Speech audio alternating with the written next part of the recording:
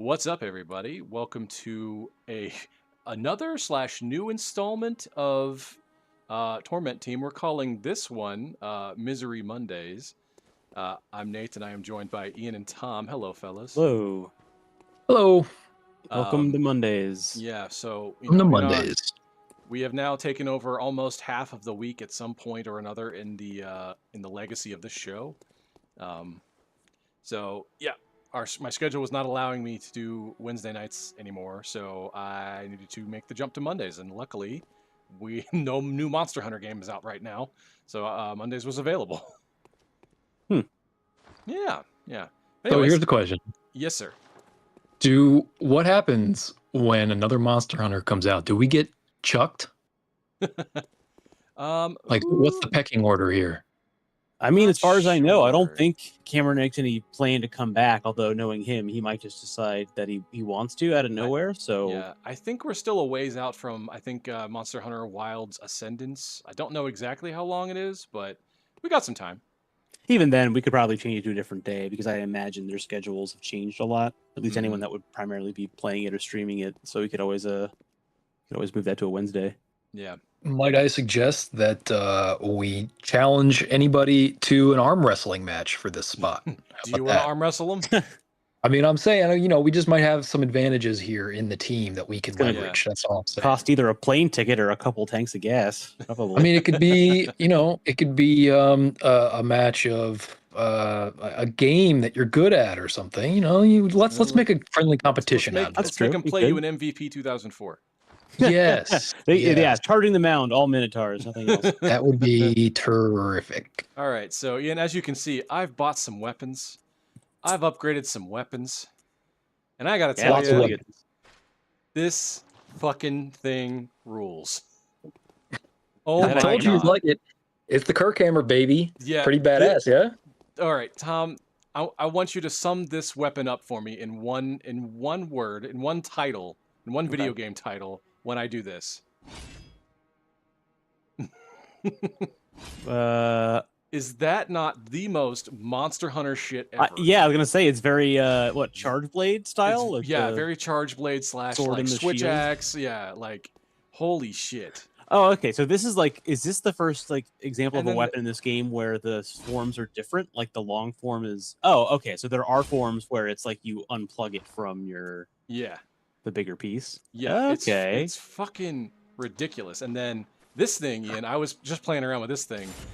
I love that this thing is like fucking spring-loaded, explosion-powered. That's fucking. It's the awesome. pile bunker from Armored Core, except it's rocket powered. That's neat. It's just a big fuck you fist. Like, goddamn. I told you were gonna like the weapons in this game. Yeah, the weapons in this game have done a great job so far. Yeah, this is neat too. Neat. I hadn't played with this like hardly at all. Stun mace. Yeah, basically. But yeah, so that's pretty neat. I haven't really played a lot with that, but basically, I spent all my time, all my off hours playing with these two. Mostly this one. Holy shit! It is so much fun. Like, do you want to stab and slash? Fine. Do you need to bonk? Is it big? You need to bonk. Yes. I mean, it's kind of the perfect combination. You got your blunt damage and your slashing damage. You got everything. This is I said on the stream last time, this is my favorite weapon in the game. This is the weapon that carried me through the whole game. So it's fucking radical. It's really just two different types of weapon in one, which I love because it's like it's like the Drang hammers from Elden Ring. It's like if you can have one of them, but you could also have one of them in like a dagger if you want. Yeah, this thing fucking rocks, dude. It was by far my favorite weapon. The big sword, the morphing sword, I forget what it's called, the holy sword.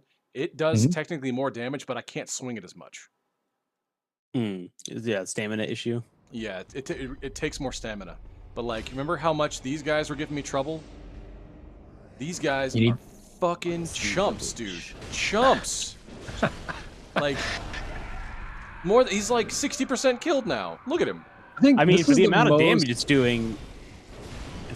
Okay, that's more. I was like, that might take a little bit of time, but if it's for the run up, I guess. This is the most excited Nate has been about a weapon in any of these games, I think, ever. Yes, I grinded so many bloodstones off of that guy. Like, holy fuck. like just fighting these two guys, like to get twin bloodstones and regular that bloodstones. is pretty Holy exciting to have shit. a farming location you can hit consistently. I remember doing It's that in Dark Souls 1. Yeah. And that then felt satisfying. These speedy little assholes. Fucking Ooh. no problem. Very Elden Ring encoded. Yeah. So like this small sword hits just slightly worse than my cane. But not by much, not by any real I mean, the trade-off, yeah, of having it already equipped to be able to do more damage after transformation, like that's pretty good. Yeah, it was pretty slick. So like between like the between the cane and the sword is not a huge jump, and then when I need to hit 5th gear, basically I just do a quick little slide into the hammer sheath here. Holy crap, man! Oh, it's called Nightmare Fog in this. Yeah, I don't think I knew Nightmare that. Fog. So Tom, this is my current beast that I'm fighting. Oh, Dark shit. Beast Parl. I don't think I know this one. It has been a minute. It has been a hot minute. Uh-oh. I have not fought him at all. I have not practiced at all. So, yeah, he definitely just, like, two-shotted me. But that's fine. Oh, it's a good intro. That way now you know what you're dealing with. Exactly. I have not fought him with this weapon yet, so I have no idea of the timing. Ian, what do we know about this Parl guy? What's up with the electricity? Is he just... Parl from accounting? Got a toaster strapped to him, or what's going on here? Like lore-wise, don't know. Don't know. Don't know. Yeah, don't know. I'm actually, believe it or not, I'm actually like way stronger now on Elden Ring lore than I've ever been on Bloodborne lore, surprisingly. Yeah. I feel like Elden Ring, that's pretty fair though. I only watched the Vati stuff a couple of years ago, and I was like, oh, like the themes, like the lore bits I understood. The theming, I was like, I never would have picked up on that. The whole tree cycle, life and death thing. I was like, I did not even realize. I thought that he just really liked trees. Yeah, and that's only been a recent development for me. I haven't like always known much about Elden Ring. I'm no like lore master by any means. Oh, I am now. I've watched a ton of Vati. I've watched a ton of other people. I love Elden Ring's lore. It's fucking great. Yeah, it's really good. I've definitely leveled up my game in the lore space for Elden Ring. I'm very proud of myself there. That's a stretch for me, so digging that. But yeah, don't know the story behind this dude. Damn it! I know that I hated fighting him. He's like my least favorite type of boss. He looks like he's going to abuse that AoE a ton. Yeah, I noticed when you first were like dodging backward, it looks like the range on it is actually not that great. But it's also the kind of thing where it looks like the windup is really quick. Yeah, this is a boss that really punishes. Well, like, I mean, it punishes. Yeah, it punishes being close up and in his face. Yeah, the classic strategy won't work there. Yeah, and which sucks for this game generally, and specifically for my favorite playstyle, because I want to get up there and do melee damage in front. Smash but like like it's the same reason like my big beef with like a game like Destiny, which is like it really punishes you with AoE. Yeah. So like, that's really frustrating for me when like it just basically hits the boss can basically hit the get the fuck off me button anytime it wants. So that's a little bit annoying. This is one of those types of bosses. Like, I don't mind having to take turns. I like that it's at least like a telegraphed thing, because like obviously like when I played ES1, literally I killed Gaten Dragon by smashing its toes. I didn't hit anything else. I didn't even bother with like the head part. I was like, I'm just gonna get up close and hit it. Dude. I like that it's doing that, but obviously it's cool in concept and probably annoying in execution because you don't realize how close you are most of the time when you're fighting in melee. Mm-hmm.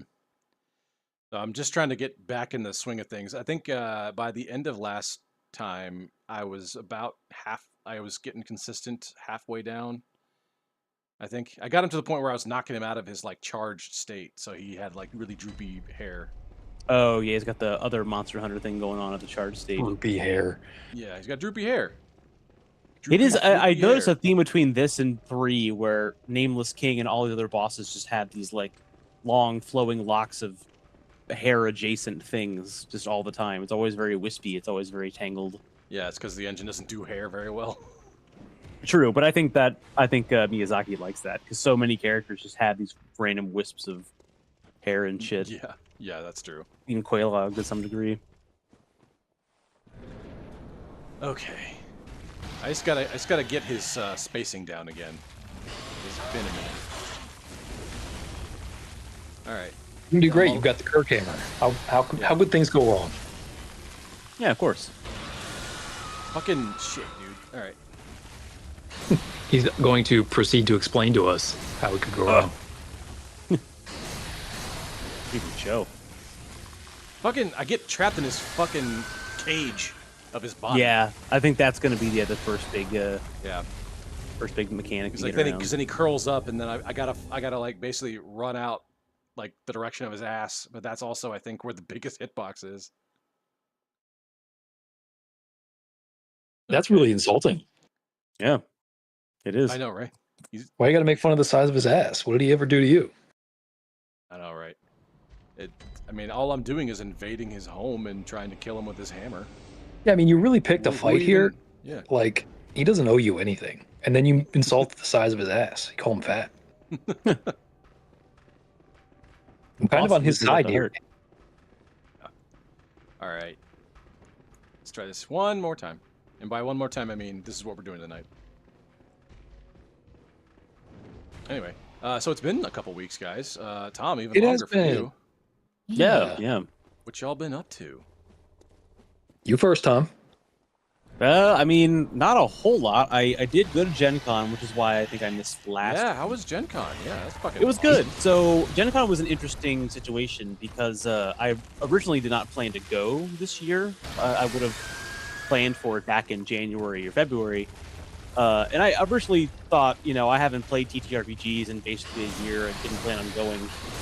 And then like 2 weeks before, Cameron and Tanner, who have done stuff on the channel before, obviously, Tanner messaged me saying, "Hey, well, one of my friends is not going, and he's going to give up his badge. Do you want to go?" So I thought, sure, why not?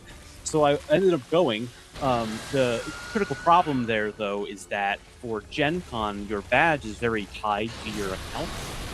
So if you go to Gen Con, registering for all the events that have, like, all the events are basically ticketed. So even if they're free, you still have to click a button that's tied to your account to say that you're going to go for RSVP purposes. I did not have the account associated with my badge, so I wasn't able to buy direct event tickets, but we learned that Cameron or Tanner could do it for me.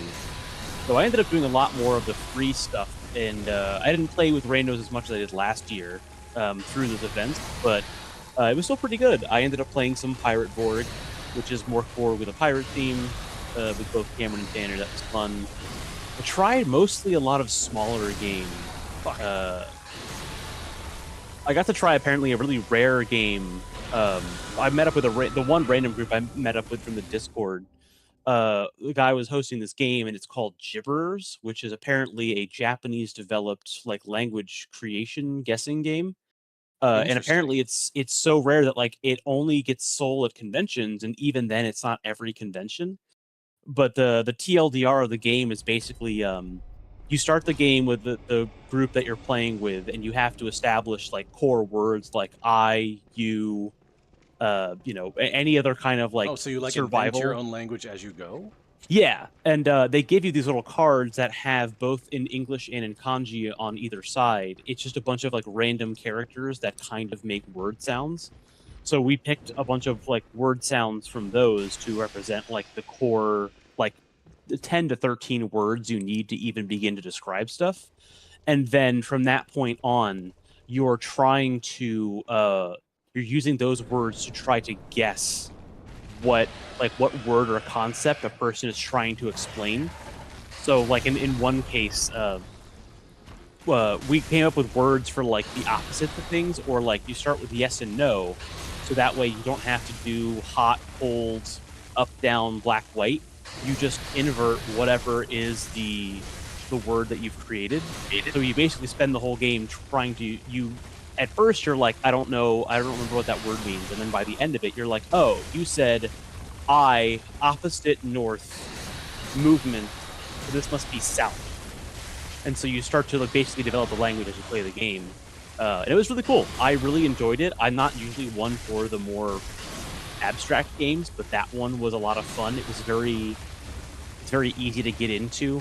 It's very easy to get into the make pretend state of play, just because it's very like you already made these words and you're all collectively sharing them, so it's easy to play. So it was good.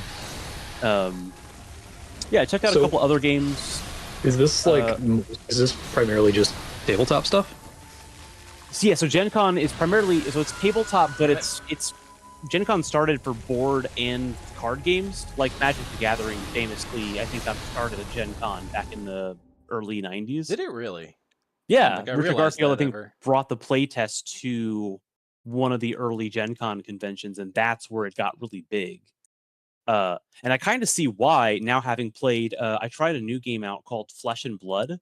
It's essentially, it's another trading card game that's made by ex-Magic developers, but instead of it being like a sorcerer or whatever controlling like a field of units, you play like individual heroes, and most of your deck is like attacks and like defensive reactions and maneuvers. Oh, it's like techniques and all that. Yeah, cool. so like you start with like a hero card and a weapon and some equipment, but most of what's in your deck are like attacks and defense reactions. So you spend those like Duel Master style to like get your resource points, and then you use them to fuel the actual attacks. So essentially, it's like if you like Magic and you like the stack from Magic about how stuff resolves, it's that minus the commander stuff of like a million passive effects going on and you have to remember everything. It's very much like every attack, like some decks are made to be like, oh, I'm a ninja, so I only have one attack point per turn, but I can recycle it into the next attack if I successfully do this thing. Or like you can play, I think the starter deck I have was like, yeah, you can riposte stuff and you can choose to like be more defensive on a turn and then save resources for the next turn. So it's a much more chess-like Magic the Gathering than it is like StarCraft, which I like because it's a lot easier to remember what's going on. And it was cool, and it was very funny because I overheard a lot of people talking about some of the newer games coming out. Like there's a Gundam card game that came out. Oh, fun. Apparently there's a Naruto one that came out people were talking about that I'm not interested in, but there were definitely like a couple games like of the event that were like, oh, everyone's like, oh, you gotta try it. It's popular, like it's gonna get huge here. Fucking this AoE's killing me every time. Yeah, that's shock. I think he's doing it too much, frankly. There's a way to dodge through it, but I haven't found the timing. I've done it a couple times, kind of like roughly on accident. I feel like it needs like a Bloodhound step or something just to like back up out of it. Yeah, and the problem is I like once I'm locked on, I can't run back without like unlocking my camera. I've done it a couple times, but yeah, it hasn't worked very well.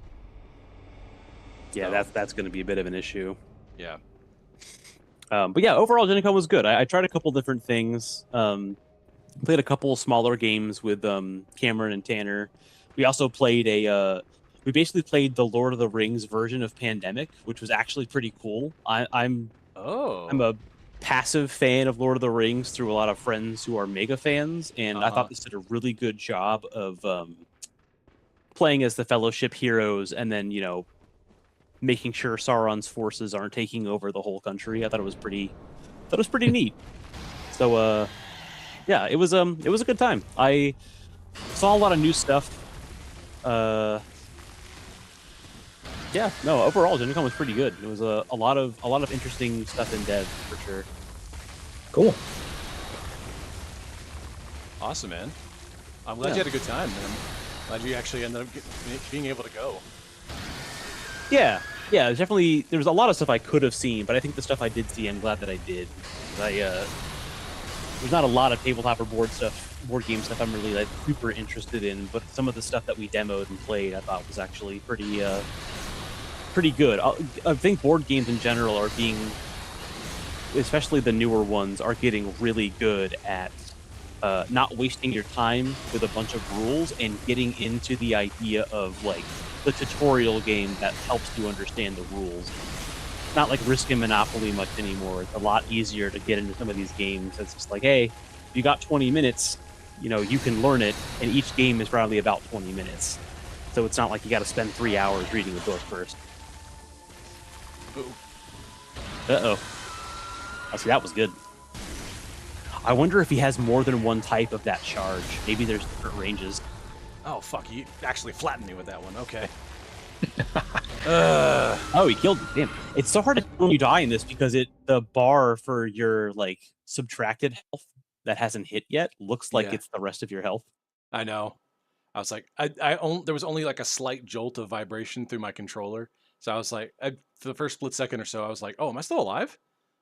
Oof. I was like trying to swing. I was trying to swing the weapon. And I was like, oh, nope, that ain't gonna work. So, yeah. Well, Ian, how you been, man? I've been good. I've been hanging in there. I don't know. Let's see.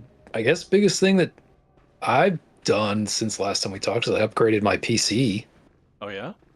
So wow, in this economy, that's even more impressive. Yeah. Well, I had a bunch of credit at B&H, and the camera gear I'm selling miraculously. This is like it all went up in values since I bought it because everything is like fucking crazy right now. Yeah. Perfect. So like, yeah. So I benefited from that, and it was time to. I needed to upgrade my PC anyway. So it was like, all right. It's also prices are gonna go up from here. It looks like now is the time. Yeah. So and I got good open box deals at B&H. B&H is a great place to shop, actually, especially if you're a photographer and you have a credit card through them anyway, because you get all your sales tax back.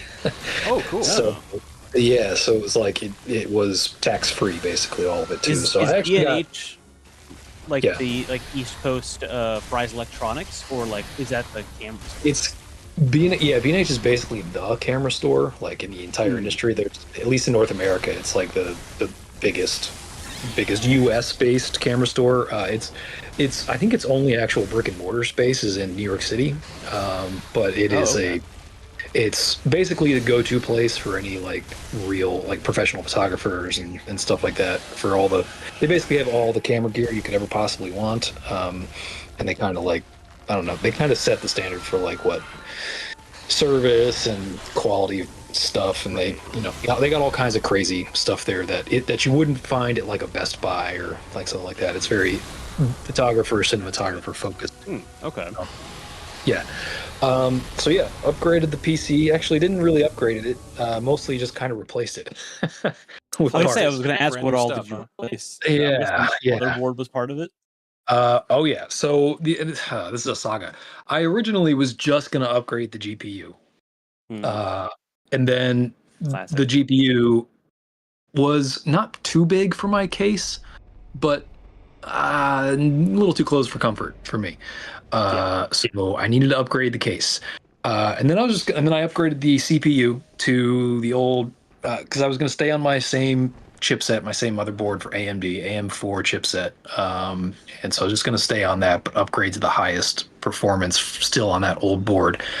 So I did that, and then I was going to upgrade the RAM, and as with anything with RAM is always very tricky to install secondary sticks to a kit you bought 6 years ago, because of RAM is typically you're only supposed to use one RAM kit at a time, and you typically aren't supposed to mix and match RAM.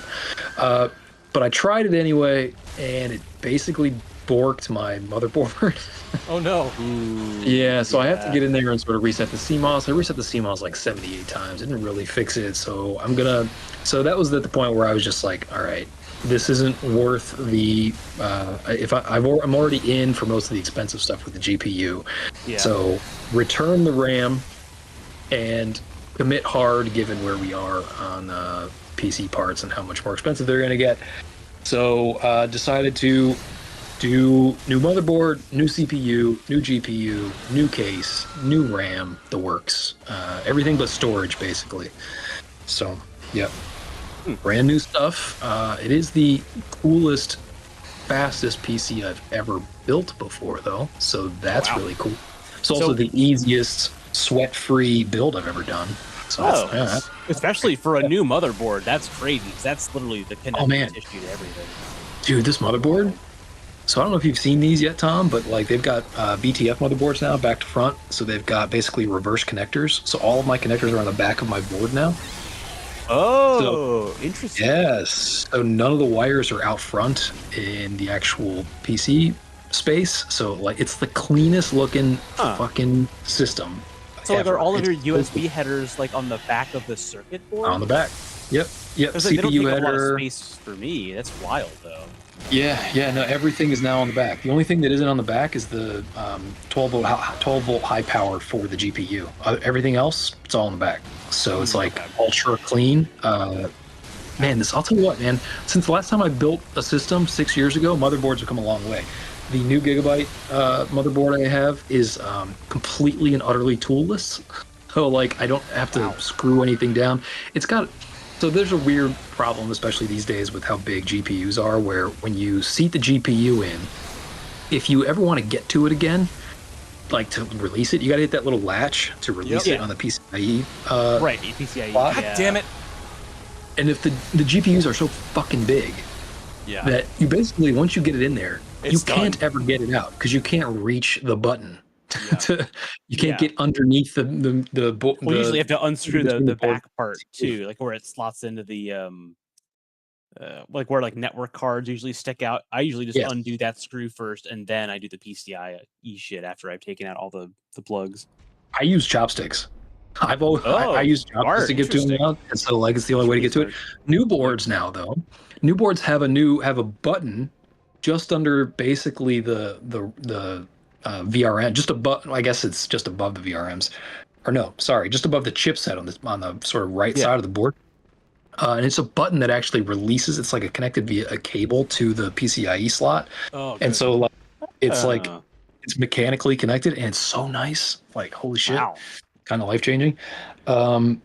Yeah, so it's a pretty amazing gear. I'm pretty pleased with it. I don't think it could possibly be any faster. So I've been playing a shitload of games since I built it, so I'm pretty happy with that. I'm really excited to use it with the new Control game coming out, Control Resonant. It's just gonna look amazing. Control, I think, was the first game I really played at super high specs after I built my last rig back in, I guess, 2020, 2021-ish. And so this will be it's kind of fitting that the next build comes with the next Control game, so that'll be sick. So I'm running a AMD 9850 X3D, which is by acclamation the fastest CPU on the market for gaming. I was going to ask, so did you end up sticking with I think AMD 4 was like last generation or something? Yeah, so now it's on AM5. Okay. And it's probably a combination of two things. One, AMD X3D tech, it's basically adds a whole bunch more L3 cache to the CPU, which video games fucking love. So that has like really accelerated how powerful AMD is, because for years and years AMD was always the slower CPU between AMD. Right, until like the Ryzen. I have a Ryzen now. I'm still stuck on AM4 because my motherboard is AM4, but I have like the best 5 or 7 that I can get in that line before I have to get a new motherboard. Yeah, it'll be the 5000 series. That's still to this day, the 5000 series is still wicked fast. So you can actually stay on. You can still stay on AM4 for a while because it scales really well, especially if you're going to like upgrade your GPU, because then you'll be playing in 4K and then you won't be bottlenecked with CPU anymore. It'll be your GPU that's bottlenecked. So yeah, it scales really well with really powerful GPUs. So you can stick on AM4 for a while if you're on a 5000 AMD. Yeah, I've been very lucky. I'm running Cyberpunk. I don't even have it at like the highest settings, but I have everything at high, if not ultra. And I'm like, I have not noticed a single bit of lag at all. And I think it's mostly because that CPU is working so well with like the 3070 I have, and that's I couldn't complain. I was like, I have yet to hit a bottleneck in a game that's come out in the last like 5 or 4 years. Are you typically playing at 1440p, 1080p? What's your so that's the other thing. So I'm not playing at 1440p. I'm typically playing it so like the 1080 or the 1920, like 1080. Oh man, your rig can kill that. Right, exactly. And I was like, I know that if I want to go up, I have the refresh rate up high because I have the monitor for it. So it's running like close to 60, if not 60. And I'm just like, I'm not even trying to. I'm literally just hitting what is recommended optimal specs. And it's doing just fine. Yeah. Yeah, that's a pretty powerful rig, I'd say. For, But and for 1440, I mean, you would do fine in 1440. So AM5 means that you've got like what the newer like clock speed of RAM. You've got new. I mean, so it's DDR5. Yeah, I imagine that CPU was also designed because you said the L3 cache is bigger. So I'm guessing they did that on purpose to be like, hey, if the GPU wants to offload VRAM or any other kind of processing, it's working better in tandem with the CPU than it is trying to do like a double card setup. Yeah, the only thing is my GPU probably will never have to struggle with VRAM limitations. Right, yeah. my GPU now has 32 gigabytes of VRAM. Jesus Christ, that's crazy. God damn it, I was so close. That's the closest I've ever been. Hell of a run. Next week. Yeah, it's the best run ever. I mean, look at that health bar. That was, you got him below the name. Hell of a run, baby. So 9850X3D AMD, it is the, by acclamation, the fastest CPU on the market today. They overtook Intel partly again also because Intel just kind of like sucks now. Like they committed to the core architecture like 15 years ago and just have ridden that into the ground, and it got to the point probably about 5 years ago where it was really just hyper dependent on just brute forcing with power. It's why their chips always ran at like 320 watts and like got ultra hot. They have not done much innovation since then. So Intel has really like fell off significantly. So which left the door open really for AMD. So now AMD is kind of like the industry standard for gaming speed, which is different type of space to live in. It's weird to think that too. Yeah, because like AMD, I remember when I switched to Ryzen back in the day because it was like, oh, well, apparently it's just as good. So I got one of the first generation Ryzens and I loved it. And then Intel never really ever answered it. They were just like, well, we'll just keep doing Coffee Lake or whatever, and then nothing, like, I've barely heard about Intel since then. That's how I felt. I mean, Ryzen was definitely like, it took them a while to like really catch up to Intel, but like it was clear in the first time they released Ryzen that was like a new approach that no one else was doing, and it was clearly there's going to be a lot of headroom there. So I think I started with a 1700 Ryzen 7 1700, and then I upgraded to the 3700. So yeah, Ryzen's been fucking terrific for me. It also is like super efficient relative to Intel, and the new L3 cache is like kind of miraculous. So it'll be cool. I'm excited about it. The GPU, yes, it's a 5090. Yeah. So again, I was not in the market for a 5090, but fucking B&H had an open box for like MSRP. So shit. Yeah, that's awesome. Yeah. Right. Strike while the iron's hot. Oh fuck. Yeah.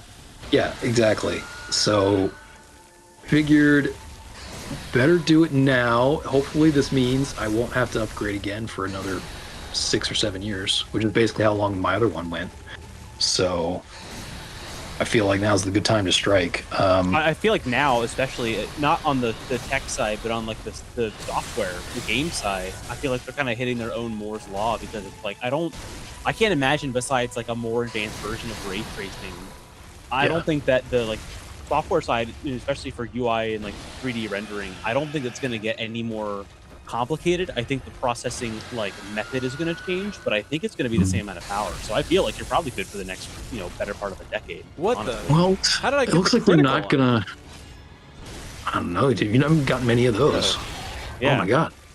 What the fuck? I think the understanding is that NVIDIA is not going to be releasing their 6000 series probably until their 60 series until end of next year.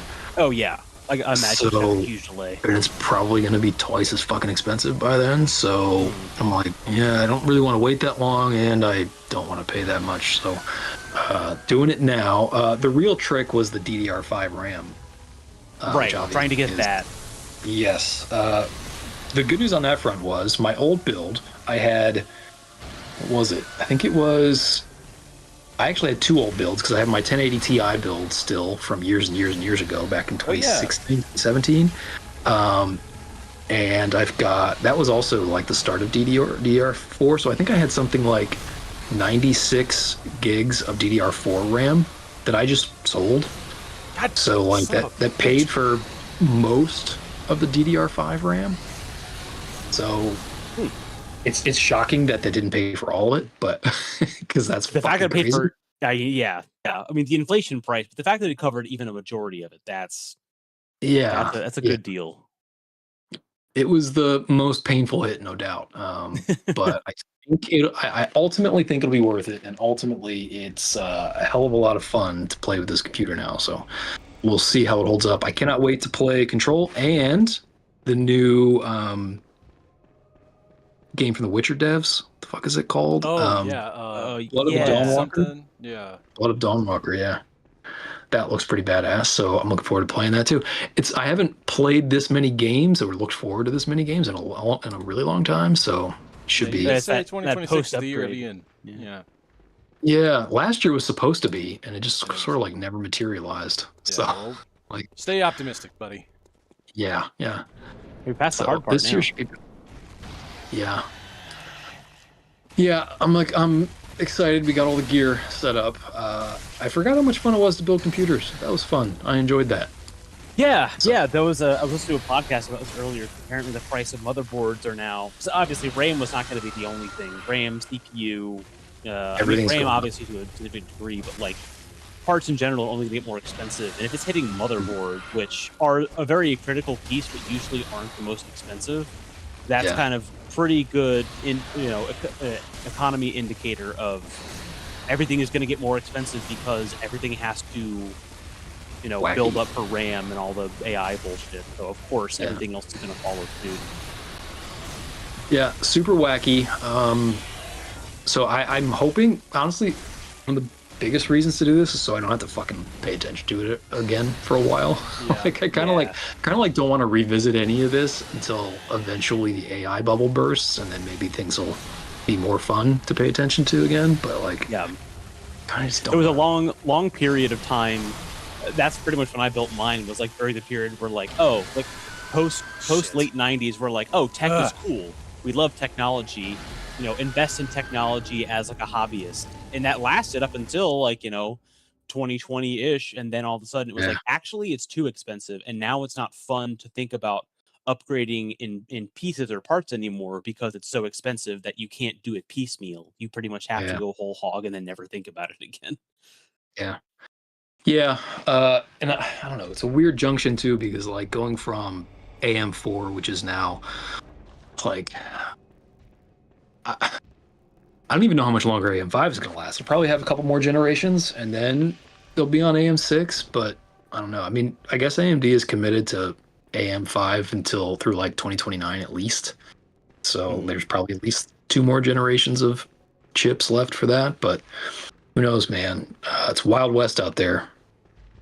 I mean, if they're smart, I think that legacy support for 4 and 5 is going to be their best bet, because they have to know that people aren't going to the exhibitionists that even back in 2014 when I was making mine, it was you can get 2 graphics cards, you can get the 3000 series, you can get 32 gigabytes of RAM, which was a lot back then. I don't think the exhibitionist, people will still do that, but having the exhibitionist computer for the sake of having it is going to be way less common. And so I feel like they have to understand that because people are going to be holding on to those parts more, to keep supporting those chipsets is still going to be important, because it's not I don't think the games are going to get to the point where it's AM4 can't run this. It's going to be well, it can run it. The difference is optimization, because a lot of it is also you can fix the tech, but if the game is not well optimized, like Dying Light in its early days, it's just going to fucking suck. There's no way you can get past it because the game software does not understand how to use your resources effectively. So you can be bottlenecked because the game itself just isn't that good. But I feel and that's just from experience recently, that a lot of games that have been coming out now, even games that look like this but updated, are going to run better on AM4 and AM5 because that's kind of where they're already built, and that's probably what the dev kits are using still to this day, because it's too expensive to try to build exhibitionist dev kit for the sake of the 5 people that'll play it on the most expensive computer possible. Yeah, I mean, it's fun. I enjoy the gear. I enjoy the pushing the PC as far as I go. I enjoy overclocking and stuff like that. But it's less fun when other people can't enjoy it when we all can't enjoy it, and like when it's not accessible to people. Right. You can't talk about Like- it as easily because most people aren't upgrading at the same time. Yeah, and it's just like, and they can't really if they want to. And the only reason I can, again, is because I had camera gear that I wasn't using anymore and appreciated in value, basically. And B&H, good open box deals. So it was like, I kind of like fell ass backwards into it. Otherwise, it's like, why would anyone, it's just hard for people to upgrade now. Which, I guess in some ways is nice because it means a lot of people ultimately don't need to upgrade. Because like everything is slowed down significantly relative to the rest of the market. So like, because like console generations aren't going to be updated again for a while. No, probably. Yeah, I think like upgrading, like I also find it fun. Like I still to this day dream about like making a small ITX form factor just for the hell of it. I don't need one now because I've got, an apartment that's as big as any of my cables could possibly reach. But the gear acquisition stuff, the changing out is still fun because like once you got it online and working, it's like cool. So now I've unlocked some, even if I don't know it immediately, I know I'm able to run something better, or I can run a game I couldn't previously run anymore. Like all my past upgrades, my first card upgrade was to play Nier Automata, and the second one I think was to play Elden Ring like better. And that's the card I still have to this day. And now I'm like, I don't really. Back when people were like, the like a year ago, it was like, oh, buy RAM now, or else like you're not going to get it for a while. I was like, honestly, if a game comes out in the future that if I can run it on like low to medium, I don't care. I've already had that life. But I have not run into a game since that has been like, oh, you're struggling, or oh, this setting isn't correct. It's been like I don't see a reason to upgrade. Like I like the act of it, but if it's that expensive, I'm just gonna coast with what I got. I have a friend, actually. It's funny that you mentioned the 5000 series. A friend of mine is not technically savvy, and he does not care to build computers. So he buys pre-builds from like Skytech and all those companies. He bought a pre-built recently. Like he literally like bought it the other day while we were playing Helldivers. He was like, I don't feel like going and getting all the parts. And after we kind of explained to him, we were like, well, the specs on this computer are good. Mostly what you're buying is the graphics card, because that's what they've always done business, is like you're buying a 5000, series card. You have like 16 gigabytes of RAM, which doesn't seem like a lot, but if you've got the VRAM, this will run. Just don't, overheat it. And, terabyte of storage, all that stuff. I was like, well, if that's all you need, that's the perfect thing to buy. It's probably going to be a little bit more expensive than like MSRP altogether, but buying pre-builts even today is like, if you can swing it with the extra like 20-30% increase, it's really not that bad, because it's like, if I just want to play games, at high without worrying too much about, resource dependent stuff, I'm not like, mining Bitcoin in the background. Pre-builts today can still do it, but obviously that kind of depends on the price point that you're looking for. Yeah, which I guess with pre-builds it's hard to find good deals there too. I don't know. Yeah, I think it's still, I think they're trying to keep them as, low with a profit as they can. I don't even remember how much he paid for it. I'm pretty sure it was close to 1,000, if not 1,000, but that in 2014, the equivalent would have been like $600 to $700. So an extra 300, if you're willing to spend the scratch, is possible. But again, I think that goes to that exhibitionist fear of like, if you're going to do it whole hog and you've got the scratch to do it now, it's the time to do it. But obviously, if anything more custom is going to be an investment. God damn it. That's a fucking jump. He took out that much damage in one hit? Holy shit. He's a big fella. It's a big fella. All right. How are we feeling about it so far, Nate?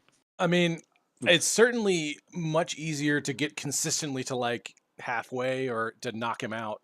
I'm just kind of like jumping between big sword and big hammer to see which one gives me a better time.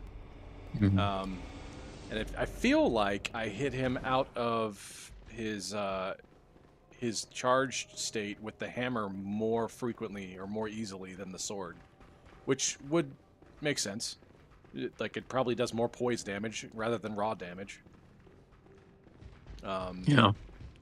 But yeah, it's just the AoE, and then he gets into this like Super Saiyan mode. So he's charged, but then he also has like this like gold smoke about him, so he's like even more further supercharged, mega ultra supercharged. Moveset is kind of trying to get you into getting close too. It's like you could probably get away with doing like little like light attack hit and runs, but obviously that takes much longer and it's just yeah. I mean that's it's like you. Uh-oh, he's breaking up. He's robotic. Sorry. He's robotic. Yeah, it's my wireless headset likes to do this from time to time. Oh, okay. Yeah, no. Connection. I try and keep light and do hit and runs for the most part. Right there. Yeah. But oh, god damn it, I got too greedy. There we go. At least you got the heals for it. Yep, I do that. I've got a lot of heals. That range is it's just farther than the animation of the lightning. Yeah, and then like trying to stay underneath of him is probably the safest place to be, but then he's so spindly. God damn it. Right, and he immediately, like right there, he detected. He was like, oh. It reminds me kind of like the Alien Isolation AI of like, there's the AI of him that's doing the attacks, and then there's the AI that's doing the reading of where you are, and the reading is quicker than the attacks. And he's like, okay, so next I gotta queue up this because you're already here and you spent even a single ounce of stamina, so I'm just gonna hit you with a... Oh, holy shit. Nice! Yeah, that worked out pretty well for me. Yeah. Big bonk. Honestly, maybe staying toward the front isn't I mean, it's riskier, but...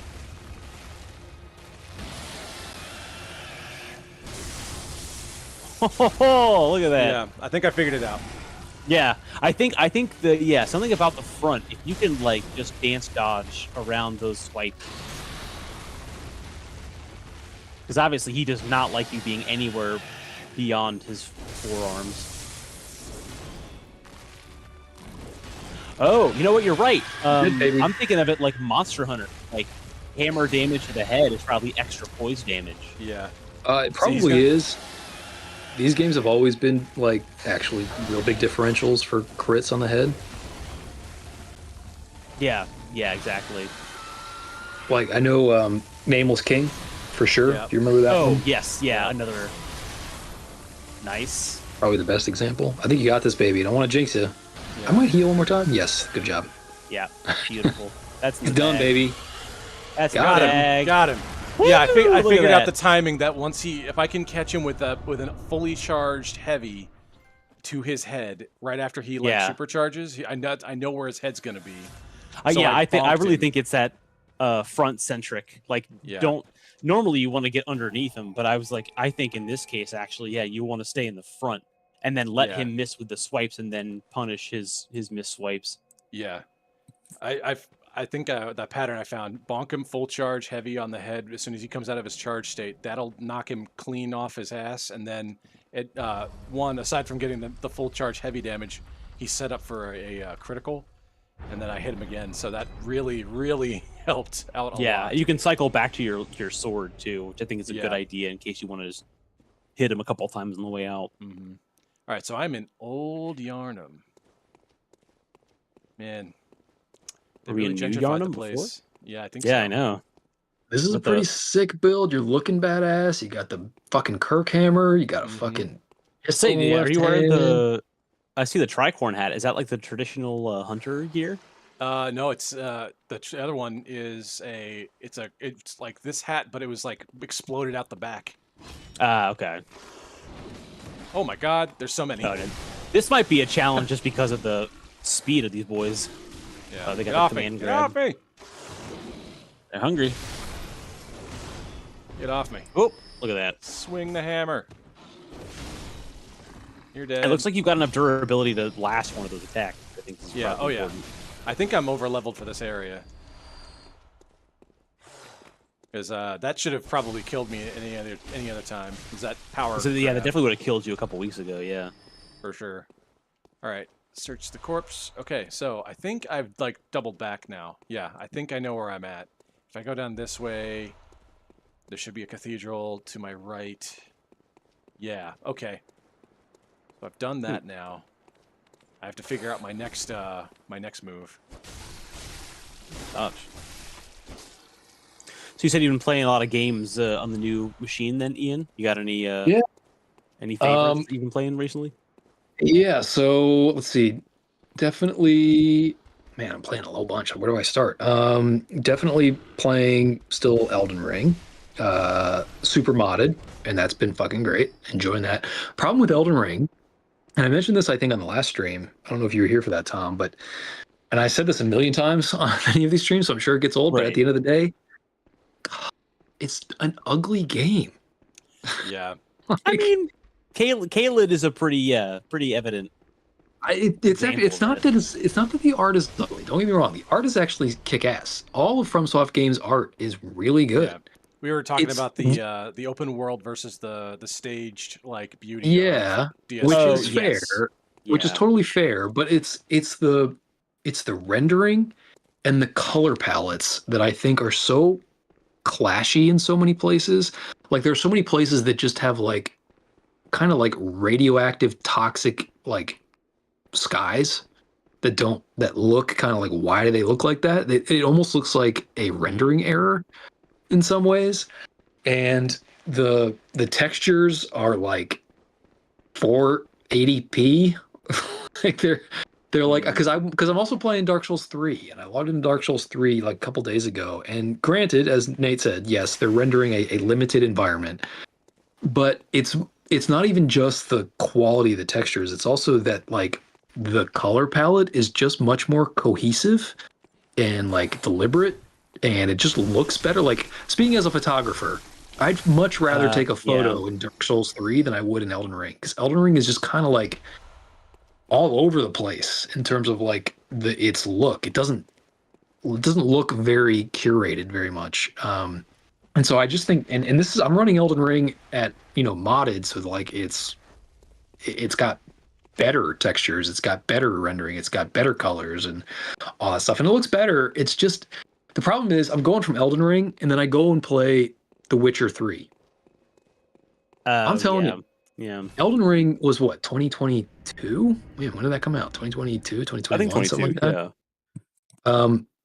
The Witcher 3 came out in 2015, I want to say. That game still looks better than Elden Ring. It looks a lot better than Elden Ring. Like, it is. I wonder if is it an optimization thing, or do you think it's like specific areas? Maybe. It's maybe because FromSoft has never been good at optimization. That's why all their games on PC run at 60 frames capped. Like they're not, like, their games are not technically very well done. I'm not sure why that is, but it's always been the case. But maybe it's possible. I mean, Witcher 3 has obviously had 15 years, or I guess 10 years of subsequent development. It had 2 giant DLCs. It has had a bunch of updates since then. It's getting another one too. Also, it's getting another one next year. Which is wild. 10 year, which is very game. It's a cool development. I really like that idea. Yeah, old games getting new DLC. That's kind of sick. But I mean, that in and of itself is a testament to how good it looks and plays. It feels extremely modern still, and it looks extremely modern. I mean, it's not perfect, but it's just more beautiful than Elden Ring is. Elden Ring is not beautiful. Elden Ring is ugly, kind of. And on the flip side, Dark Souls 3, yes, you're in horrible, disgusting environments all the time, but I maintain Dark Souls 3, beautiful. There's a lot of beautiful stuff happening in Dark Souls 3. It's a beautiful looking game. Whereas Elden Ring, I've just never... There are places in Elden Ring, there are environments in Elden Ring that are better than others. Cerulean Coast is fucking amazing. Like, that's one of the most places in all of video games. But other than that, it's just like, on the whole, for the most part, it's just kind of like, after a while, I kind of just want to go run through a nicer looking forest in some of these games. And part of the reason why I bring up Witcher 3 is because Witcher 3 is also an open world, a very open, big world that's rendering a lot of shit all at once, and yet it still manages to look better than Elden Ring. So I'm not sure why Elden Ring in particular just doesn't look that great. But I guess that's my only aesthetic criticism of Elden Ring. Other than that, playing Witcher 3. I've been dropping into Assassin's Creed Valhalla of all things. I saw you playing today. I was like, wow. That's a random one. cut. Watch that in years. It is a deep cut. I just gotta. I've always liked the Assassin's Creeds. Like I've never been like over the moon about them, but I've always played them. I thought they were really good, and I definitely like the. This might be a unpopular opinion, but I do like the open world versions, like the Odysseys and the Origins and those things. I think Odyssey in particular was really great. Really enjoying Valhalla. It's very good. It's also a very beautiful game. It's great to run it at 200 frames per second in 4K. It does a lot for the game. It's really cool. Let's see what else. College Football 27, because I'm a mook, and I heard. Fortunately, I bought it. Yeah. I know that like that only came back for the first time in like what decades, like recently, Correct. right? Was that 27 or was that last? I think it was last year. This is not the first one. It was definitely last year. I don't know. I don't think this is the second one in like the revival series, right? Correct. Yeah. And fortunately for me, this was before Saudi bought EA. So yeah, I was going to talk about that. Yeah, I guess I'll give myself a pass on that one. So I've been playing that a little bit. We'll see if I get into it or not. Probably be the last one I ever buy from them, most likely. Yep. And then, God, is there anything else? I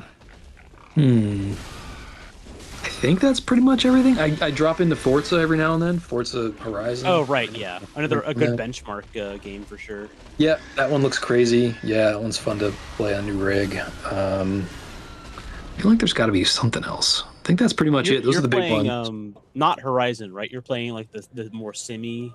I actually play both. My Oh. preferred game is Motorsport. That's the Simi one, but I've actually been playing Horizon lately.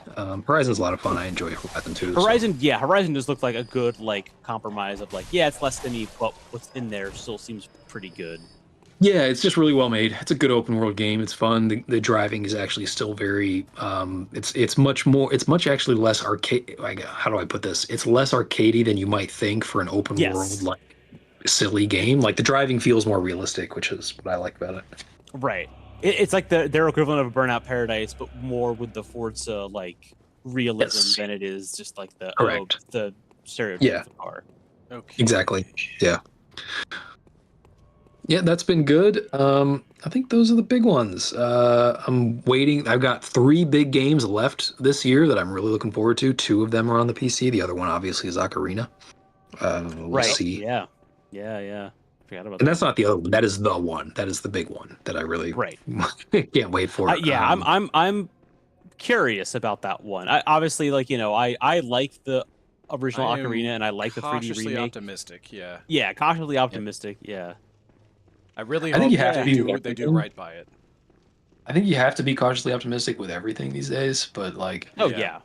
We've seen very, very little about Ocarina, but I will tell you, of that precious little we've seen, it is encouraging. It does seem like it's going to get, like they certainly are implying at least, and people have good reason to believe that it's going to be a really beautiful version of the game. It's not going to be like up-res HD of the old textures. It looks like it's going to be more like those Unreal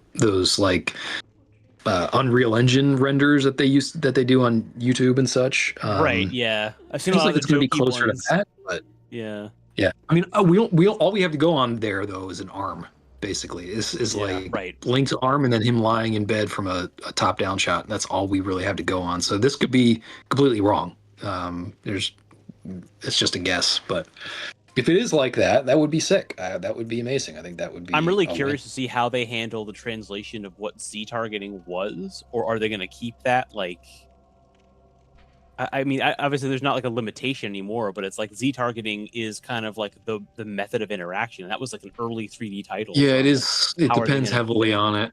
I'll tell you, I actually still really love Z targeting, although I do think it's limited in that you can't change your target.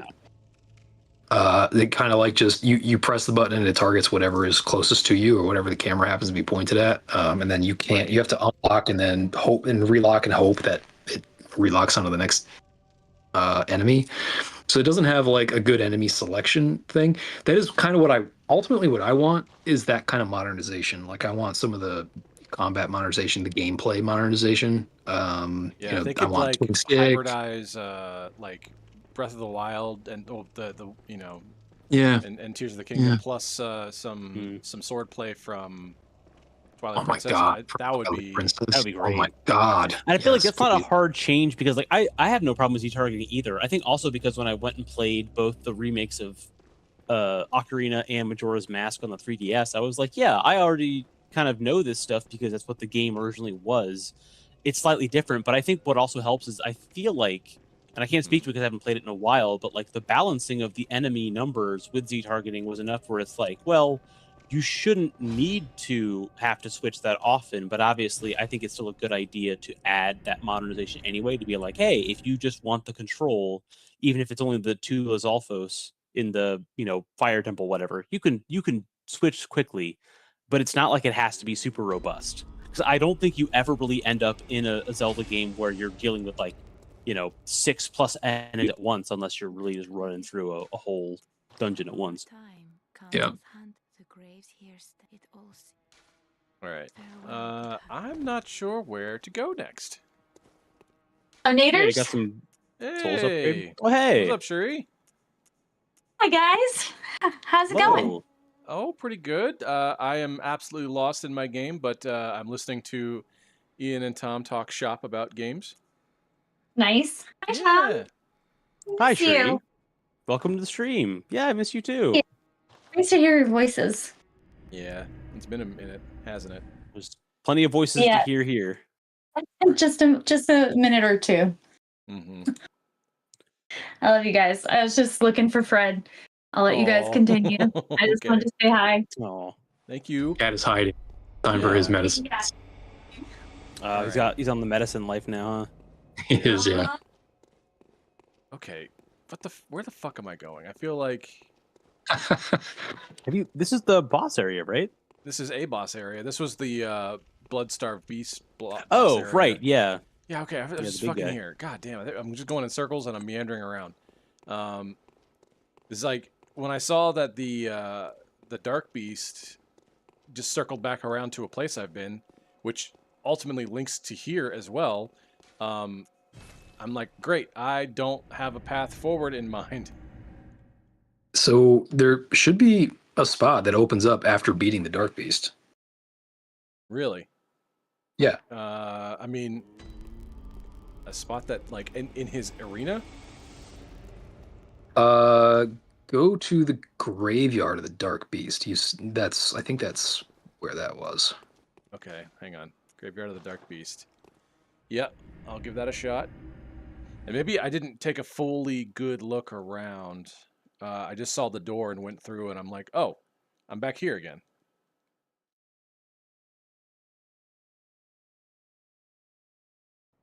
Okay, so that's where I went. So, yeah. Okay. Oh, you know what's probably next? What? Oh, yeah. If I'm recalling, I think Vicar Amelia is next. I don't know who that is. That means nothing to me. Let's see. Let's This is see. where the I don't fog door remember was. the route. All right, that's a dead end. Okay, so yeah, it looks like I'm going back through here. But to what end? I don't know. Okay, I think you can get. So go see the mess. Have you talked to the messengers in the Hunter's Dream? So if you go back to the hub world. Probably not. So go talk to those dudes. The messengers. Yeah, they're in the little bird bath. Oh, okay. No, I thought the little sea witch guys from Ursula's cave. Correct. Yeah. Yeah, these guys. What's up, baby birds? All right. Let's see. Are they birds? No, they're just in a bird bath. Hmm. Hunter Chief There it is. Yep. Grand Cathedral's round. Okay. All right. Well, good thing I had just enough for that. Yeah, that's. I think were those still? I think those are your echoes from beating the boss. Yeah, they're left over after my my upgrades and my Yeah. leveling up. So this is, I think, the key. I think that emblem / key basically becomes available immediately after killing that boss. Okay. So then, does that mean So, like, does that mean one of these headstones is available to me now? Let's see. Let's see. No place to awaken. Nothing new here. Let's take a look at my key items. Key to the gate to the Grand Cathedral's round plaza. Okay, Yeah. cloth emblem that belonged to the Grand captain. Cathedral. Okay.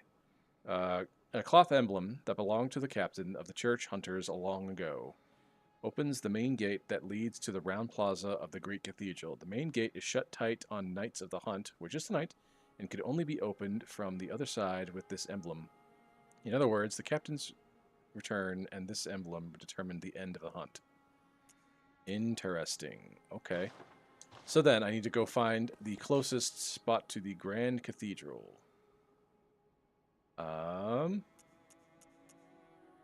Cathedral Ward sounds There you go. close.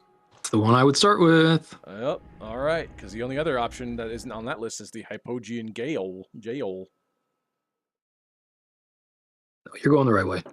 Yep.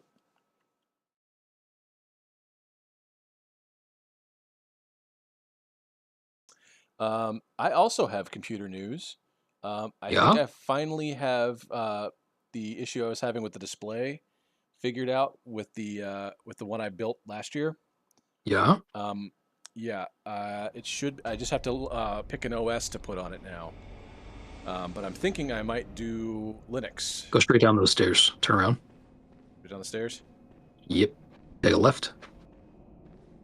Oh, and through here. Here. Believe so. Oh, hey, buddy. Yeah. Oh, that hurts him. That hurts him a lot. He doesn't like the hammer. Yeah, you are over leveled for this area now, so. Okay. That's not bad. Yeah, these dudes are gonna get fucked up by your Kirk hammer for sure. Kirk hammer. All right. Let's see, and then I gotta go find the Grand Cathedral entrance, wherever that might be. I'm looking for a gate. I think you need to go back to that little center area. Yep. Where you were. Yeah. Very and then go up the stairs, turn right again. Wait. Yeah, go back in the center and turn around a little bit so I can see where you are. Go up these stairs? Yes, I believe so. Okay. Oh, what's that sound? Oh, you're a big one. You get the bonk. Oh, all right.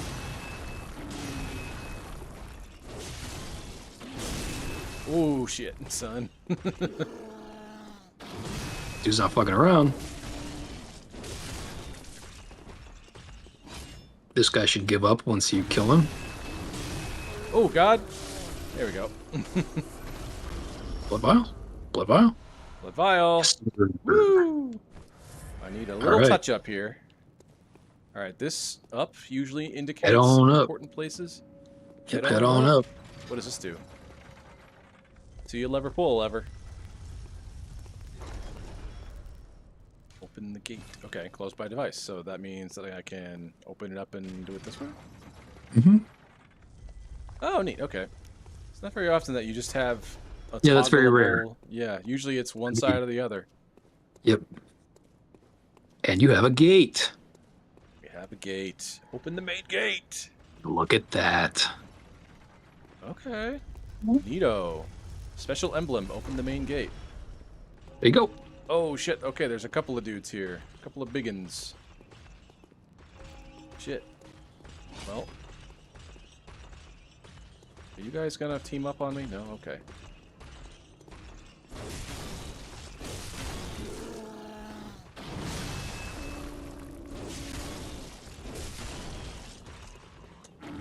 Whoa! He's got some reach. Who's got the flamethrower? What? What was that? Oh, it's that guy. Oh, we got a flamethrower. Oh, I can get one of those. Oh, that's cool. Okay. Will that be like a weapon type? Yeah, I think it's a like a gun type. Quicksilver bullets. Look at all this free stuff just laying around. Free stuff. Madman's knowledge. Is that? Oh, I got like a 15 on my insano-meter. Yeah. I got. How do I bring that back down? You don't you spend it on level ups? I'm trying to get, what do we do with this again? What do you got? What do you got? I don't like it. Will make you go crazy eventually. I don't know what like the limit is though, or if there is one.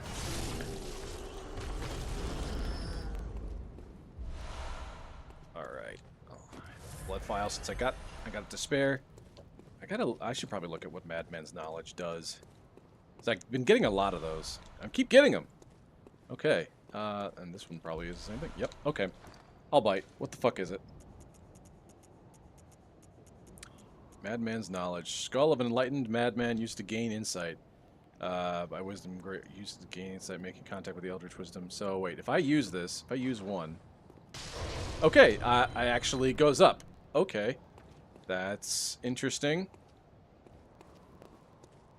Is there a like? I'm sure there's a mechanic behind this, but I don't know what it could possibly be right now. Well, can I? I'm pretty sure I go through that gate, but I want to take a little look around before I commit to hard progress. Uh-oh.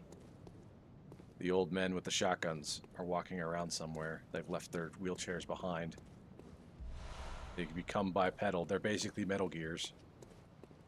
So yeah, it's like I've always interpreted insight to be like kind of this game's equivalent of world tendency.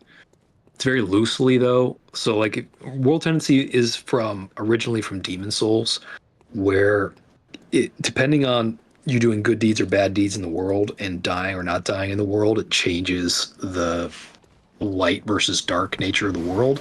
And therefore it also changes what kind of NPCs you may encounter and what those NPCs may be able to do, and sort of changes like what's available to you from quest lines and such. Yeah. Insight kind of works the same way in the sense that like the more you have, you get different sort of outcomes depending on sort of what kind of NPCs you run into. I think you get it from beating bosses. Yeah. Basically, I think you even get it from I think you get it from just seeing new bosses. I think. I could be wrong about that though. But definitely beating bosses, because if you remember, you didn't have any insight to start the game, and you couldn't buy any new weapons. Like you couldn't like buy any new gear basically. So you need insight to buy gear. Oh, really? Okay. Yeah. Let's see. Okay. During hunt, so if that's what you're here for, I'll leave you to your own devices. Oh, did I find a Scarlet Woman? Okay, well. How dare you? She's not taking clients right now. Not during hunts. How dare you? I'm not around here from it. I am not. What a pathetic idea. You what? What, you what? think I'm a beast? Well, maybe I think you're a beast. What? Huh? Step away from my castle. My castle. Okay. Do they have castle doctrine in Yharnam? Is that what I'm learning? I mean, if any place does, it's probably this place. Let's be honest. It makes the most sense, but it's funny that they bother. All right, what else we got? Doing some lore drop here, folks. A lore. Oh fuck. Oh fuck. Oh fuck. Okay, I got mugged in the alleyway. I want that saber. That saber's cool. You got so many weapons. Yeah. You got all the cool weapons. You started this episode with all the cool weapons, and you're like, oh, more weapons. Greedy bastard. More weapons. You said there's there's fewer weapons in this game, so I want them all. All right. So where the? Okay, I gotta go out this way. There's opportunity to do great violence, and Nate suddenly becomes a completionist. I love that the running light attack for this fucking weapon is just like a push. But the heavy's great. The heavy's like a fucking swinging for the fences situation. It's classic hammer. Classic hammer bros. But like, bonk, little push. Boom.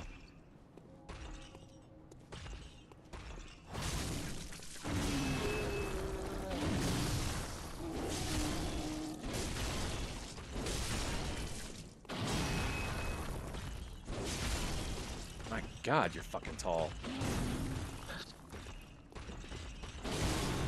Sit down. You're too damn tall. I'm talking trash to these dudes. Yeah. You're a freak. You're a freak! Oh my God, you're so mean. Yeah, I know. Anyways, let's see. Oh, yep, don't want you sneaking up on me with their fucking flamethrower. And this hammer, though, dude, I love bonk mode. It's pretty great. It's good. It's good. I liked having it available. Like, it's not my favorite method, but like sometimes you just need a big bonk. You know what I mean? Yeah. Sometimes it's just necessary. Gotta have it. Mm-hmm. I do want to try out more of this one, though. That's interesting, too. I'd be curious to see. Yeah, this is a good one, too. I liked this one. It's kind of regular sword, big sword. Yeah, it's like regular sword, great sword. Mm-hmm. Good sword, great sword. Yep. All right. We got.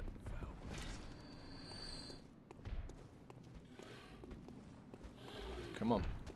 I see you. Oh, you got. Oh, you're the one who got my souls. Oof. Not cool, bro.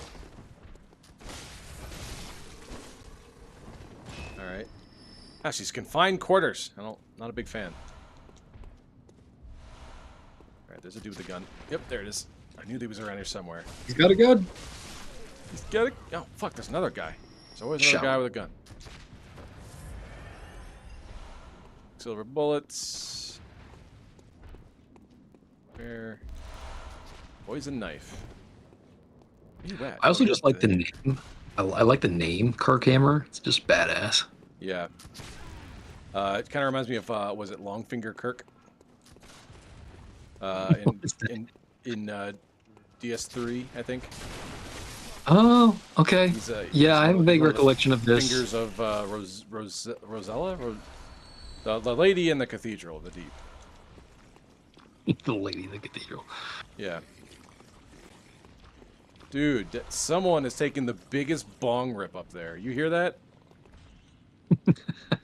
Wouldn't you, if you lived in this space, though? Like, Oh my fucking God. misery town here. Yeah. There's no happiness in Yarnum. There's no war in Ba Sing City. All right. You know what? I don't know why I'm not bonking. Oh right, big bonk is not bonk. It's slash. Oof. Sorry, I'm still on mic. A work thing came up, so I'm dealing with that Oh, right now. But you're I'm good. still on mic, so No no worries. worries. Okay. Yeah, listen to that guy take that bong hit. He's just a big old slurpy water bong of a mouth. Ugh. How does one get up there? I also wish to get high, as in up there. Oh, there's a... Dude, those crows bark. Like, it's a straight up, like, the crows are awful. gratuitous bark. Yeah. Yeah, they're extremely loud too. They're way overtuned. Especially when they're all in a big pack together and they all start barking at you at the same time. I'm like, Yeah. dear God. What Yeah, lovely it's singing voices you all have. What's going on up here? You notes. A watchman of Bergenworth. guards the gate with a password, the sacred adage of the Grand Cathedral. So, probably one of these dudes has a secret password. Or maybe somebody else. Oh, God. There we go. You did it. Yep. Just didn't want to fall too far. I feel like fall damage stacks up quick. It's has like a hockey stick kind of graph where like it doesn't build up for much of distance, but like once you get to a specific point, like each extra foot of fall like is 4 times more damage. Yeah. And that is not something I wish to test. This is not Elden Ring. Okay. Oh, is this the other side? Okay.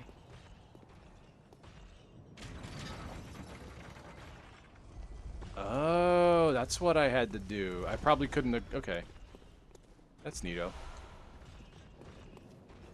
Gravelord? Gravelord neato? Yeah. Who is your favorite Dark Souls, like, boss? Like, in terms of lore and, like, aesthetic? Of like, all of the Dark Souls 3 or all of the Dark Souls games? All Dark Souls. I mean, it's definitely Artorias. Everything about him, I think, his aesthetic is badass. Yeah. I think it's Artorias. Yeah. Also, I also think it's the best lore. I actually think it's the best lore in maybe all of video games. So a guy who's hard just to making the hard choice for his dog. I mean, you cannot. You gotta respect it. Get cooler. You cannot. I can't respect anything more than a guy who gives up his life for his pet. Like that's the ultimate in stories and tragic tales, to my mind. So he's the guy. He's the man for sure. But leaving aside Artorias, I guess maybe design-wise, I really like Pontiff Sulivan. Oh, with the dual-wielding light and dark sword. Yeah, because I like his the dual elements. Moveset's cool too. With that. Yeah, exactly. Yeah, moveset's really cool too. Like, yeah. Fan of that one. Fucking dudes here. Oh, that guy's got a big old scythe. Where'd you come from?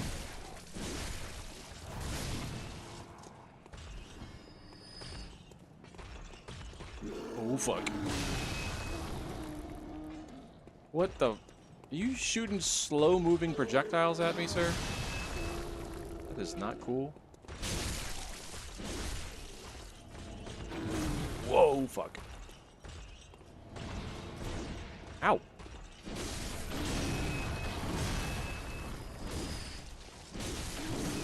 Oh, Jesus.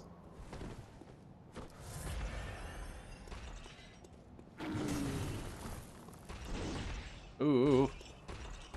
Are these guys variable? Ooh, I don't remember. Maybe not. Most enemies in this are, though.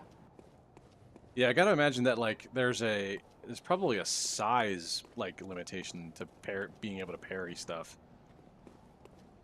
Because otherwise you're, like, getting into, like, Devil May Cry absurdity.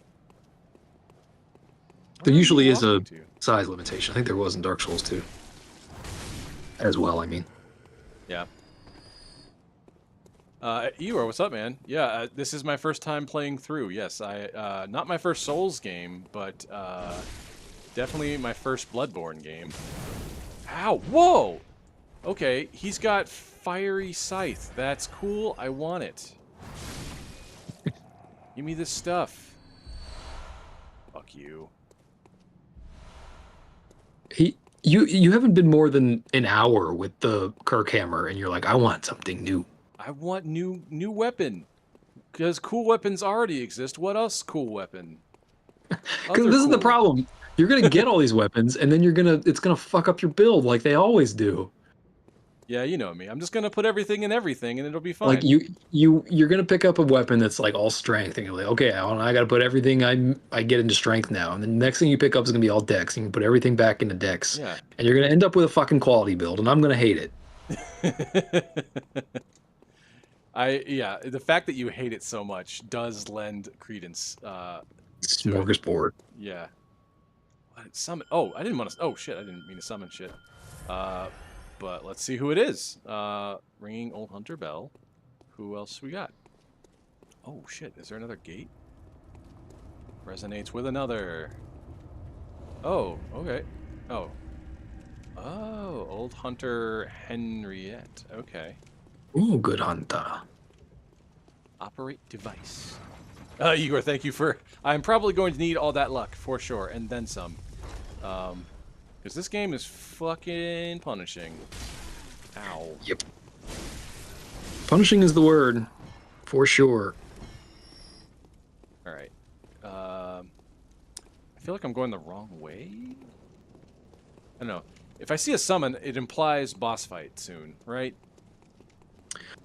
I mean, you're on a way to boss fight. Yes, there is a boss fight at the end of this. I'm not going to tell you where you are in relation to that. Well, that's no fun. I mean, unless you really want to know, I guess. But... No, it's fine. Come back here, bird. Man, that was a wet crow. Oh my god. Okay. Look. Oh, one of you guys. Oh, what's up? What is up with the bags? They're shopping. Come on.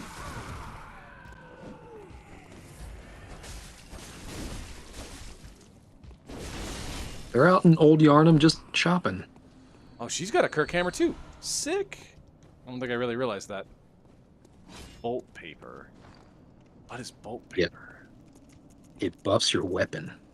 Oh, fuck, really? Yeah, all the paper stuff. Is this like the essence of elements that you put on your weapons and stuff? It's just like a temporary buff. It's like okay. oils or greases in other games. Right? You Yeah, the rub greases sword, from yeah. Elden Ring. Mm-hmm. Okay. Oh, it's okay. I'm back here again. Okay. So then. Oh, can you not come in? I guess you can't come in. Don't go. Don't go. Spoilers. No, I think normally I wouldn't care, but this time you caught us on the one game that I'm like, what if I read the lore as I play instead of beat the game and then research it all? It's like going through like Elden Ring for the second time. I'm like, oh, that's what all this is. Very cool setup. I like the environmental storytelling, but only after the fact when it's too late to give a shit. Okay, this feels like boss path, right? This okay, wait. Because you're going up a set of stairs and approaching a door? And new enemy type along the way. They've got big chicken feet crosses. So, yeah. Hang on. Henriette really putting in fucking work over here, exactly. man. Exactly. Earning that keep, which is free, by the way. But you know, it's all appreciated nonetheless. I'm covered in people's blood. I'm just realizing how grody I look. Bloodborne? No. Nah. Shocking. Never. Not in Right, Bloodborne. so I am like right hand ruling this. I feel like the boss is probably straight through all of that, but I've got to like go to the side because I see a path. Oh, they've got one of the taser things. Oh shit. Yeah, good luck. You're not doing very much damage to this dude. Yeah, you're not joking here. Oh, I forgot you had her though. Yeah, isn't it great? Isn't it great? Yeah, you'll be fine. This is usually like kind of tough for people in this space. Oh yeah. Yeah. This dude's a fucking asshole. I'm not even touching. Here we go. There we go. Eat shit. Oh, did you get a buddy? Yeah, on accident. I didn't actually mean to summon them, But you know, since they're here, let's buddy up. Plus, you know, if they get too... Oh my god, that was a blunderbuss? What is that? That was a whole wall of bullets. Like, holy This is shit. the dudes with the blunderbusses are the worst. Oh my god. I gotta... Oh my god. What the fuck? Holy shit! Look at that. Yep. That's stun. bullshit. Oh my Yeah, god! he has rapid fire shotgun, baby. Yeah. Oh god. I thought the wheelchair shotgun guy was Get bad. This is bad. fucked. At least they're embracing technology, I suppose. What? Why are... Hey, buddy. Henriette, where are you at? Why are you stuck? What's Ooh, up? she reach a just sitting there. leash? She catch a leash? Oh, she might. Yeah. Maybe she's glitched out. Oh, shit. Oh, she just got popped. Oh, she back. Oh, look at that! Back. She's responding now. Yeah. Oh my god. Yeah, she got Gotta go shot in the push her back. I think she's stuck, though. Yeah, she's Terminator walking your way. She's fine.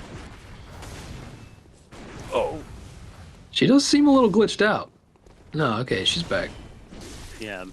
Oh, no. He's got that gun spear. That's what it is. Fuck, I have one of those. Oh, yeah. shit, She's gonna son. go upgrade that. You know I am. Holy shit. That thing... That's awesome. Is it You know expensive to upgrade guns in this? Get fucked. Upgrade not- weapons, I should say. Not more than other games. No, I wouldn't say so. I mean, it's the same system. You gotta use materials. You gotta use materials that you find. Jeez, that took too long. Yeah, so imagine doing this on your own. Yeah, no. And imagine accidentally procking both of these dudes at the same time. That's a bad time. Yeah, it's a bad time. Knock. Okay, 100%. what do you got? What do you got? The most hated hunter. Yes, Igor. I can understand why. Sauce with blood. You know. Oh, are you still talking? No. Okay, you're good. What do you got to say for yourselves? Bless us with blood. Oh, okay. Yep. Bless us with blood. Bless us with blood. Peace be with you, and also with you. Oh shit! Oh god! Oh, here we Oh, go. cool. I love all of the trick weapons have awesome switching animations. Yeah, it's pretty cool. Very cool. Got him. Ooh, What do you nice. got? Got him. Hey, don't fall. Damn it. Okay. Well, how long do you have Bennett for? Is it just until the boss? Maybe, I don't know. I'm not sure what the actual. I feel like this is this the like first tether is. Souls game that has it lets you get an NPC like before a boss? Or no, I guess you can do that outside Oh, in shit. PS1. Okay, they're not coming with me now. That's for damn sure.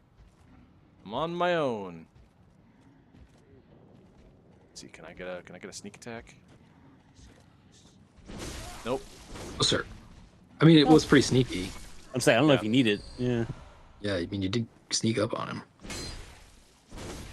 It's like this is just like a little like mountainside full of snipers. Outside full of snipers. Yeah, it's like that one valley in Sekiro that has all the fucking like Oh, rifle people. yes. This feels reminiscent, like a precursor to that. Such a fucking danger. Dark Souls guy. Let's What do you fucking see down go. there in the bottom left, Nate? Or I What? guess the top left. Look at over there on the top left and the top left of your screen. What am I? Pebbles? What am I? Oh, no. Just in the background, down the hill there. Oh, hang on. Let me Woo! Oof, that hurts. That hurts a lot. I don't want you to do that again, please. This guy has the moveset of those fat angels from Dark Souls 3. Yes, yes, exactly. Tempering bloodstone. So that looks like a dome. No, you got a fog wall down there, bro. Oh yeah, okay, that's it. Yep. That is boss. That usually territory. means safety and happiness is usually what it means. Yes. It means fun. You know, gumdrops and ice cream. Look Look at these little dudes. at You these see that little guy dudes. just ran right past you. Oh, it's so mean. He's so cute. Twin blood shards. Is the other guy Right. still around? Oh god. We not. Uh-oh. Sounds like it. Oh god. Oh my god. Jeez, he just deleted my all that God. health. Sure did. Oh, and deleted you. I was He's really got hoping the- he'd take his time more. Okay. Well, Yeah, it's because he's got the reach. He's gonna spend all I his got stamina. 28. trying to- I got 28k. Fuck. I should have I paid was more really hoping he'd attention. be nicer. I was really hoping he'd be nicer about all that. I was really think, hoping he'd be lazier. But no, dude had to prove something. Where the snap? Fuck. Now I gotta find my way back to this fucking place. you can do it. When was the last time you sat? In a minute. Jeez. But the gate should be open now, so I can do some running. You've never been a fan of doing that. Running? Yeah, no, not really. Oh shit, that was a tight sphincter moment right there. I was not prepared. It was close. That was a lot of particle effects too close to my face.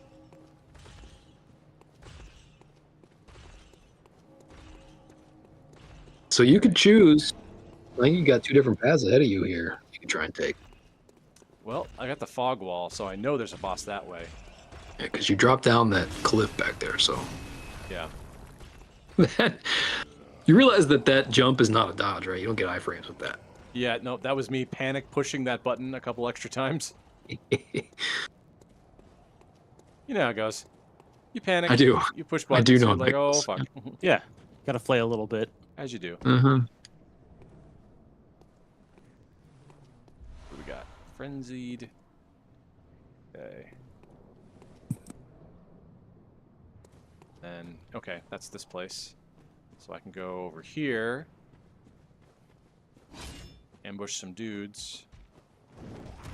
Oh shit.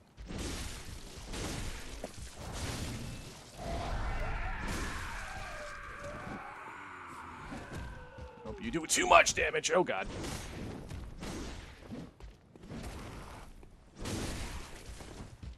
Interrupts. Command grabs. Yep, that's fucking terrifying Yeah. stuff. Ooh, got one big arm. Yeah. Got big hands for grabbing. And a shopping bag. Yeah. What's in the bag? What's in the box? What's in the box? All right. Okay. Is that the most fucked up ending to a movie ever? I think maybe for sure. It's up sure. there for sure. It is up there.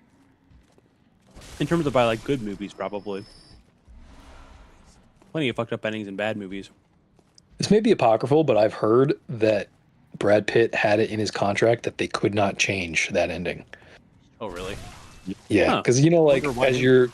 because then they do like test screenings after they film movies, and like sometimes they like test it against audiences, and audiences like different endings better, and they did decide to change endings. I think that's what he was worried about, because obviously that was like a very important part of the story at the end. So I guess he had it put in his contract to not change that ending because it was so fucked up.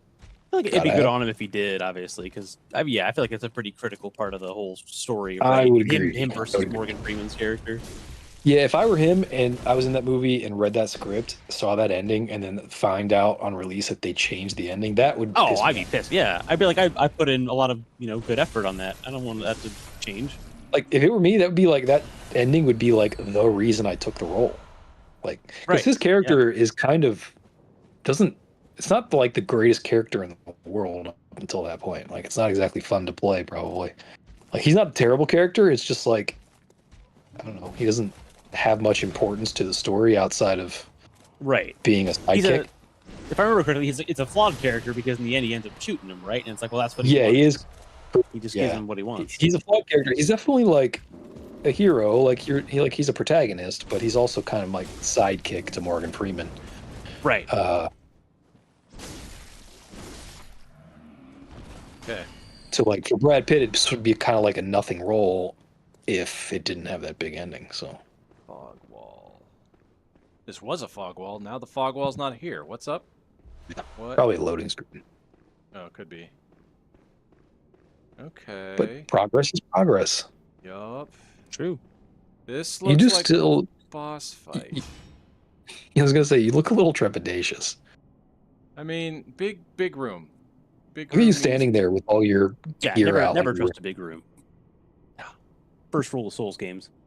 Never, By the never way, trust- the terrible textures on that grass standing up, exactly the same textures in the grass from Elden Ring. yeah. Like, hang on. Is that? Yeah. Like, it's Yes, it's just correct. a 2D texture. Yeah, 100%. 2D with a 3D effect. Yeah. Yeah. That is everywhere in Elden Ring. I guess you got to do what you got to do. You can't render. You do. Oh. It's a very superficial criticism because otherwise, I've said here before, Elden Ring is a fucking astonishing, great game. It's like Like, killing don't the get me wrong. first flame right here. Yeah. Oh, Yeah.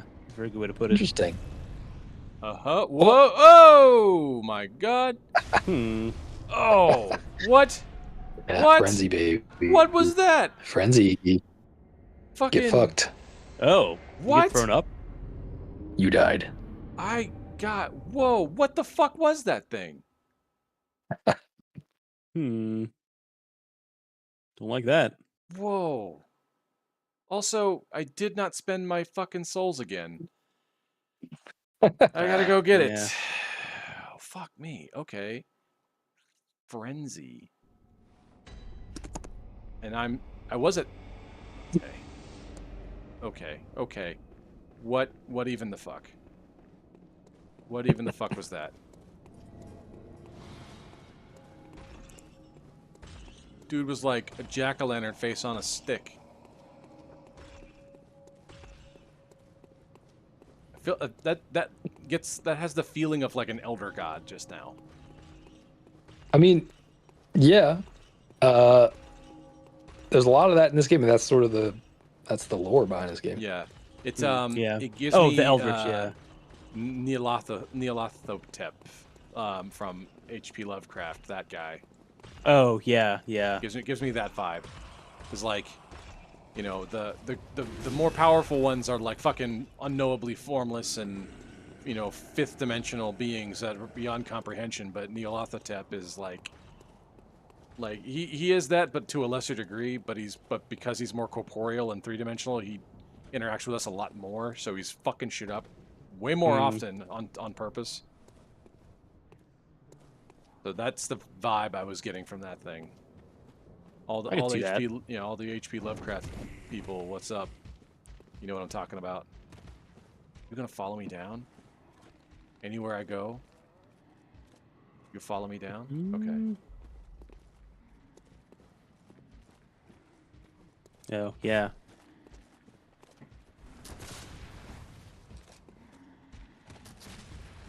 Okay. What have we got? Gonna. Oh God. Moving on up. Get my souls back. Okay, can I get them back? Are they like fucking trapped here? Oh shit! Oh shit! Oh shit! Fuck! Oh God damn it! Yeah, Whoa. let that thing. Yeah, Oh, I'm dead. yeah, I'm yeah. dead. Okay, so they're gone I've now. done that before. Well, lesson learned. I can't even go near that fucking door. Holy fuck. 30K plus down the drain. Okay, well. I mean, it wouldn't be the So first be it. time on this particular show that's happened. Yep. This is Yep. part of the punishment. I was like trying to tiptoe and be like, can I just take this back and be gone? He's like, nope, bitch, I got you. Snatch you up. Okay, so that way is imminent death. So it looks like I'm going up the stairs instead of to the side. Or maybe I'll go the other side. See what lies in wait for me over there. What new horrors are in store.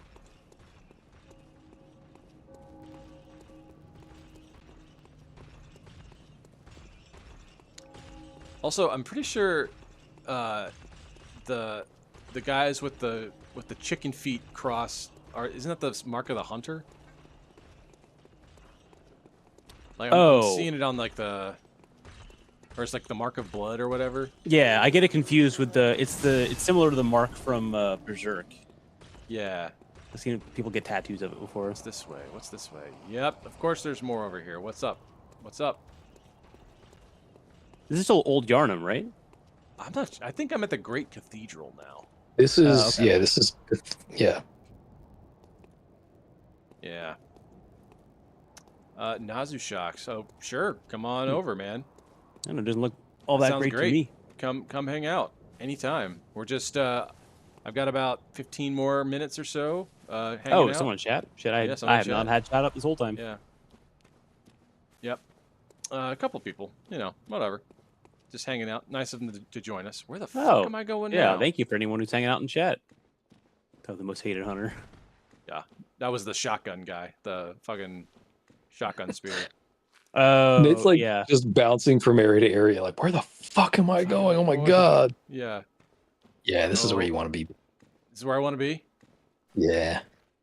Okay, is that a wolf? What is that? What the You're so terrified of everything you see now. I am now. Look at this Like, fucking... anytime I enter a swamp, He's in got any swords in Bloodborne his game, back. I'm like- What the... And he's got... Dude, Oh, he he's looks got like- yeah. fucking raptor feet. It's kind of got like a boar's head. And Fucking spine Blade build Wolf. with the rest Oh, of him is fuck wolf. yeah. All right. Nate has Okay. become Bill Paxton from Aliens.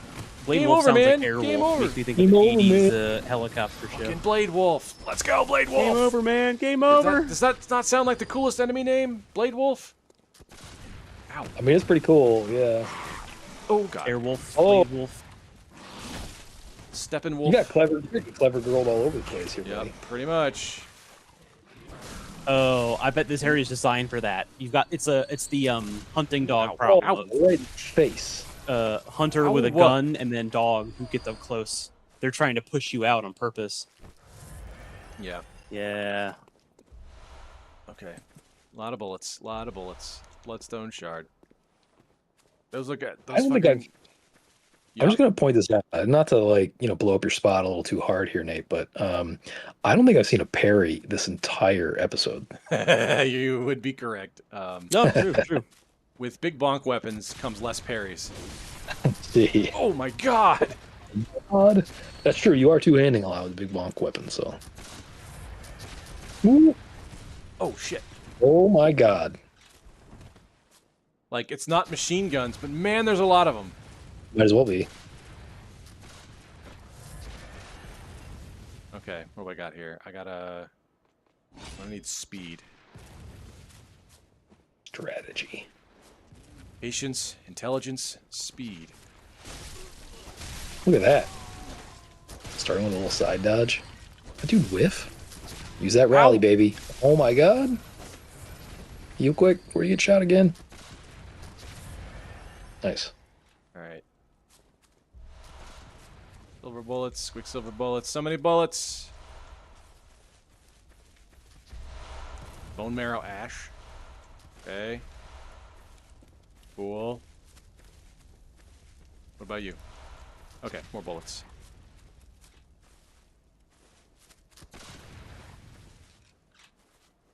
One more. Go. Get fucked.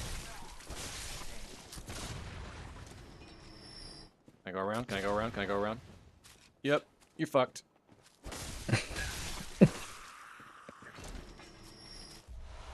I have so many bullets now, guys, you don't even know. It's the irrational confidence episode. Yeah, it's been absent for a second. You came in here calling your shot, which I guess you delivered on. You did Yeah. beat that boss. I did. Let the big dog eat, fellas. That is exactly what what he says in that scene. That's very good. Yeah.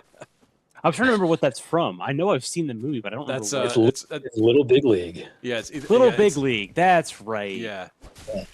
Yeah. Is it Little Big League or is it Rookie of the Year? No, oh, you know what?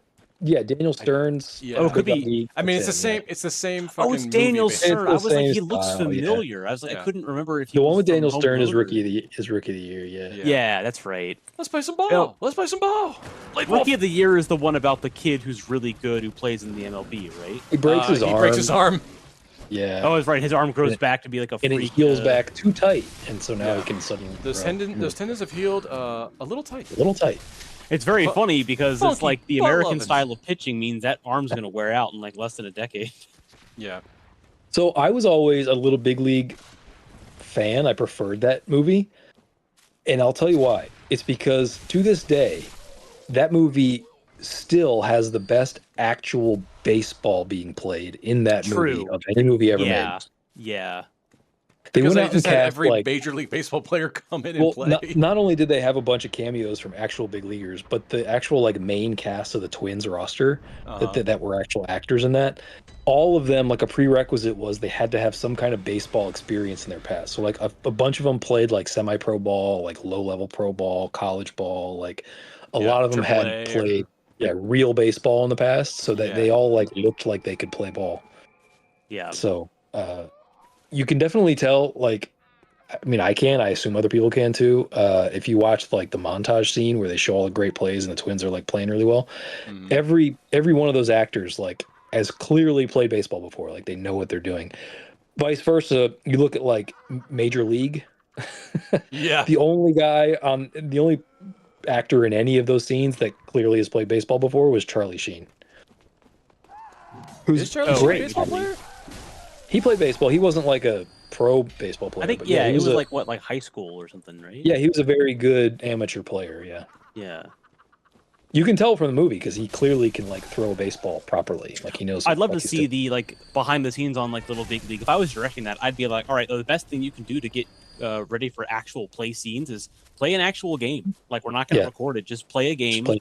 Get used to the role again because you've all done it before, but it's been years. Like just do it. Don't care about scoring or whatever. Just get used to the motions. It's the most authentic baseball play you'll see on any game. I mean, in any movie. Of course, as you know, you alluded to earlier, Nate. It also just has Ken Griffey Jr. Yeah, I was gonna say it's got the best bad guy ever. Hitting home runs. Yeah, playing a baddie, hitting home runs, robbing home runs, and you have Randy Johnson coming in out of the bullpen in relief. Oh God! I was just Fucking about to great. say, I was like, I wish there was like a reenactment of Randy Johnson at that World Series where he fucking saves the game running on fumes. He does exactly that. Basically, he comes in out of the bullpen. Oh, that's right. No, he does. Yeah. This was at the height of the Mariners' like popularity too. Yeah, it was that like would explain why they were 96. Yeah, it's somewhere around then. Griffey was like by far the most popular player in the game, and it was just really cool to see him like be a villain in a movie. Like he was the perfect villain for that movie, and he was awesome in it. The wink coming around the third base bag when after he hits his home run, like that's such a dick. He's such a dick. That reminds me, I gotta watch John Boyce's new. Well, he's got another new series out, but he has one on the history of charging the mound that I really want to watch. Oh, that's awesome. Yeah, apparently, and it's like a 6-parter apparently. And I was like, Jesus, it's really that. That one cannot be complete unless it shows my all-time favorite mound charging. I think it must have been 98, 99. It was in the minor leagues, but it was at the time the Red Sox. It was the Red Sox #1 prospect. His name was Izzy Alcantara. He was very heralded young ball player. He was about to come out with his AAA Pawtucket, and it was like my recollection suggests that it was like a week before he was about to get called up. Oh no! To the big leagues, and he got brushed back, not even that badly, in a game in Pawtucket, and he basically drop kicks the catcher first. Holy shit! And then wait, sprint the catcher. Oh my god! Yes. Now it was actually genius because if anybody knows anything about charging the mound, what ends up usually happening is you charge the mound, but you either get caught by the catcher or the catcher eventually catches up to you and gets in between you and the pitcher. Right? Yeah, he acts like exactly. That, So you're outnumbered, right? So like he knew ahead of time. Exactly. So clearly he had planned this out, and his knew, prioritization is second to none. Yes, and so he knew what the fuck he was doing. That was not premeditated, but precognitively. It's like I know exactly how I'm going to get away with this. There is video of it. There's great video of it. It's perfect video. Because he gets brushed back, and he just plants the catcher, and the catcher just falls back, and like it completely neutralizes him. Like the catcher is out, like down for the count, and then he proceeds to run out to the pitcher and beat the living shit out of him. He just was insane. He was an insane human being. It was a crazy thing to see. Yeah, I guess if he was a week out. Round charming. I guess must have had an idea. Oh no, it was he was a hothead before that, and I think he probably had history. I think if I remember correctly, he had history with that team that was coming in to because he was the big star on the team, and everybody was like gunning for him, and I think he was like oversensitive to that, and so he definitely had a bad reaction to it. That said, I've got two other favorites. My other favorite mound charging would be Robin Ventura charging the mound against Nolan Ryan, I think in 1991. And Robin Ventura, big dude, third baseman for the Chicago White Sox. Big dude, Nolan Ryan, sort of close to the end of his career, still throwing a fucking 100 miles per hour because he was 46 years old and still throwing 100 miles an hour. And Nolan Ryan reputation, you don't fuck with Nolan Ryan. Nolan Ryan's the biggest, baddest, toughest dude who ever put on a uniform. And Ventura, probably a little bit bigger than Ryan, maybe, an inch or two on him, height-wise. He had big 5,714 career strikeouts. Yep. Correct. It's the most all time. Shit. Yeah, by a lot. He also has the most walks of all time, too. So there's also that. Wow. But yeah, great, amazing pitcher. So much fun to watch. Most no-hitters of all time, threw 7 no-hitters in his career. The next closest was 4 by Sandy Koufax. Yeah. He never won a Cy Young Award. Oh my God. Nope, never won a Cy Young Award. He started his rookie year, I think, was 1969 with the Mets, the Miracle Mets, when they won the World Series in '69. He came out of the bullpen that year. But yeah, anyway, he's pitching for the Rangers, and Robin Ventura comes out, charges the mound, throws his helmet to the side, coming out like a fucking freight train, and he's looking fucking scary as shit. Nolan watches him come out, sees that he's going to be coming out, casually strolls off the mound forward towards Robin Ventura, casually takes his glove off, waits for Robin Ventura to get to him, and Robin, just absolute red mist, really extremely pissed off. Ryan puts him in a headlock and just starts wailing on him. He puts him in a headlock immediately.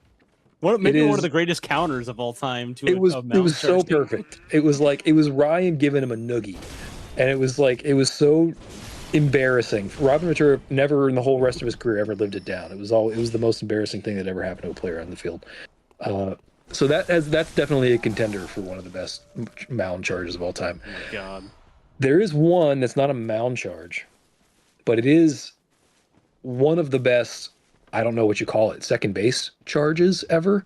I have to ask ahead of time, is this going to be a Yankees versus Red Sox? Because I know the fights are legendary in terms of number, but I wasn't sure if so the fights in 2004 were the best. The overall fights were the best. This was the one where the one that you're probably referring to is the one where Pedro Martinez threw Don Zimmer on the ground. Yes, by the head. Grabbed his head. That's the one I was thinking of. And Don Zimmer bounced, basically. Yeah, that's right. That was like the whole team on both sides came out, right? Correct. That was like catcher. Correct. Everybody was hitting the mound.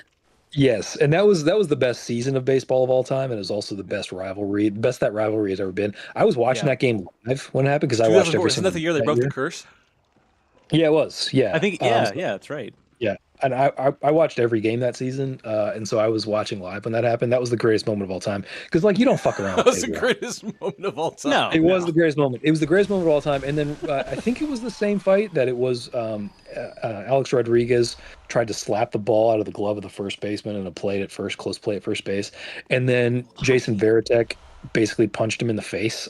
there's a great still shot. I think it's on the cover of one of Stephen King's books.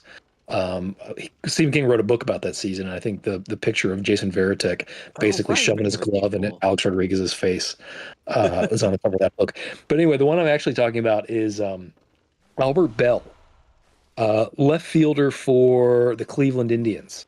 He was Cleveland Indians. Was not expecting that. So it was back when it was the mid-'90s Cleveland Indians when those Cleveland Indian teams were fucking awesome. They were amazing. So much goddamn talent on those teams. They made it to the World Series. They lost to the Braves in 1995, and they never got back there again. So they never really lived up to their talent level, but they were amazing. But he was their cleanup hitter. He was a monster. He was terrifying. He put up crazy numbers, almost certainly on a bunch of steroids for sure. Also had just the worst fucking attitude. He was the meanest son of a bitch that you could ever come across in the field.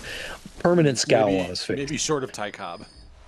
Yeah, probably. Yeah, basically. I feel like Ty Cobb was not just mean, he was a fucking criminal. Correct. He was also a racist son of a bitch. Yeah. On top of everything else, and nearly killed a man in the stands once. Ty Cobb, but we'll Jesus. come back to that. He was not to put too fine a point on it, but he nearly killed a man who was also disabled in the stands. Oh shit. Yeah, that's Ty Cobb for you. So Ty Cobb, not a great man. Great ball player, not a great man. So Albert Bell, I don't know the whole context of this one, but the video is astonishing. So I guess he gets on first base. Yes. Okay. So I think he gets walked. And I think obviously there's bad blood going on for some reason between these two teams, especially between him and the second baseman. Again, I don't remember the whole context. So he's on first base, and there's a ground ball to the second baseman, but it's like a little dribbler. So the second baseman has to run in to field the ball. And Albert Bell's on first base. It's a ground ball, so he's running from first to second. And it just so happens that the second baseman is running into Albert Bell's line, his path. Uh-oh. And while he's fielding the ball, so the second baseman fields the ball and goes to tag Albert Bell. And Albert Bell basically drops a shoulder into him and just levels the second baseman. Ooh. Like a fucking football tackle. Yeah. Because I guess he's like, listen, I gotta make it to second base. So that was kind of the argument, I think, at the time. Like, people were like, they weren't really sure if it was entirely legal or not. I think he got thrown out of the game for it. I don't remember exactly, but the video is remarkable because you've never seen a person get leveled on a baseball field like this before. It was with such extreme prejudice that Albert Bell destroyed this tiny little second baseman. Look up the video. It's just like he's such a bad man. He's such a bad man. It was so violent. This poor second. I think Bell crushes Vina to break up double play. Is this what this is? Yes, that's the one. Shit. Yep. Okay. Oh god, the still thumbnail is sending me because it looks like this dude is getting. He gets obliterated. Oh my god! Where I've seen this? Yeah, Jesus, he knocks his hat off. Yes, he just explodes. He just gets disintegrated. He's what Randy Johnson did to the bird. That guy did to the bird. Yes, to the bird. Literally. Which might also he had an actually be the immediate best grounder version too. of all time. It like bounced above the mountain. Jesus. Yeah, my favorite part about this clip, Ian, is that when Vinna gets back up, he's clearly saying something, but he still looks dazed. Yeah, like he's trying to talk shit. He looks like he's also trying to just stay awake. Yes, he clearly got his bell rung badly.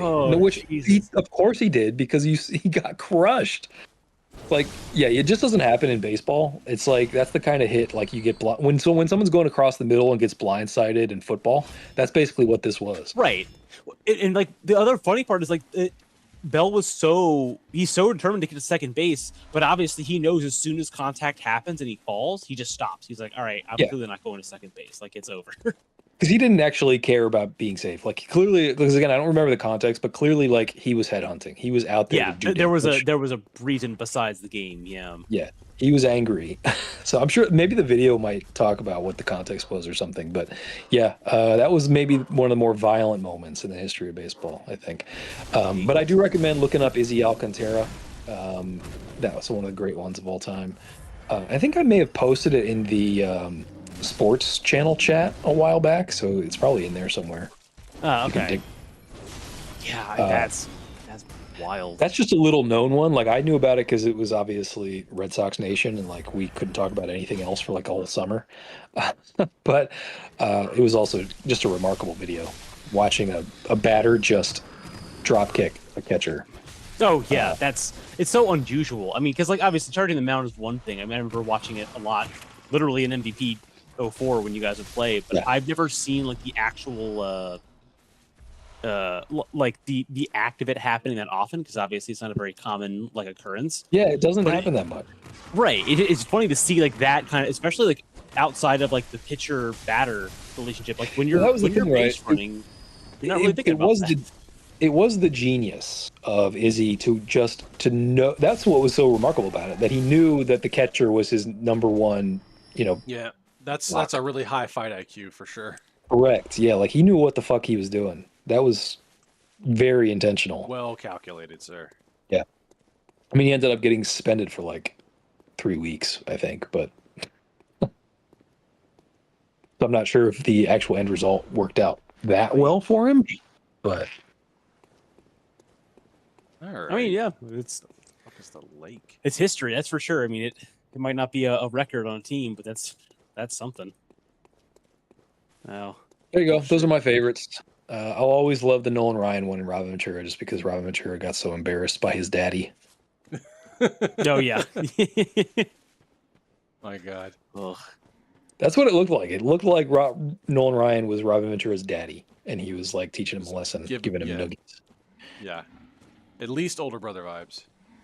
Well, Nolan Ryan clearly was a guy who had like prodigious old man strength, no doubt. Like he'd been retired for like 10, 15 years. He came back and threw the first pitch in an Astros game. He must have been like 70 years old, and he was still. They clocked the pitch. He threw it at like 86. Damn! Like, wow, to retain that man. speed, yeah, that's nuts. Yeah, he was a different wild. creature. Yeah. Widely regarded as the best strikeout pitcher of all time, probably the best fastball ever. I mean, he played for like 26 fucking years. That's a long career in MLB, right? I mean, typically, Huge career. Yeah, like 10 to 15 at the most. Yeah, he came as a teenager with the Mets. Yeah, he played from 1969 until 1991, I think was his last year.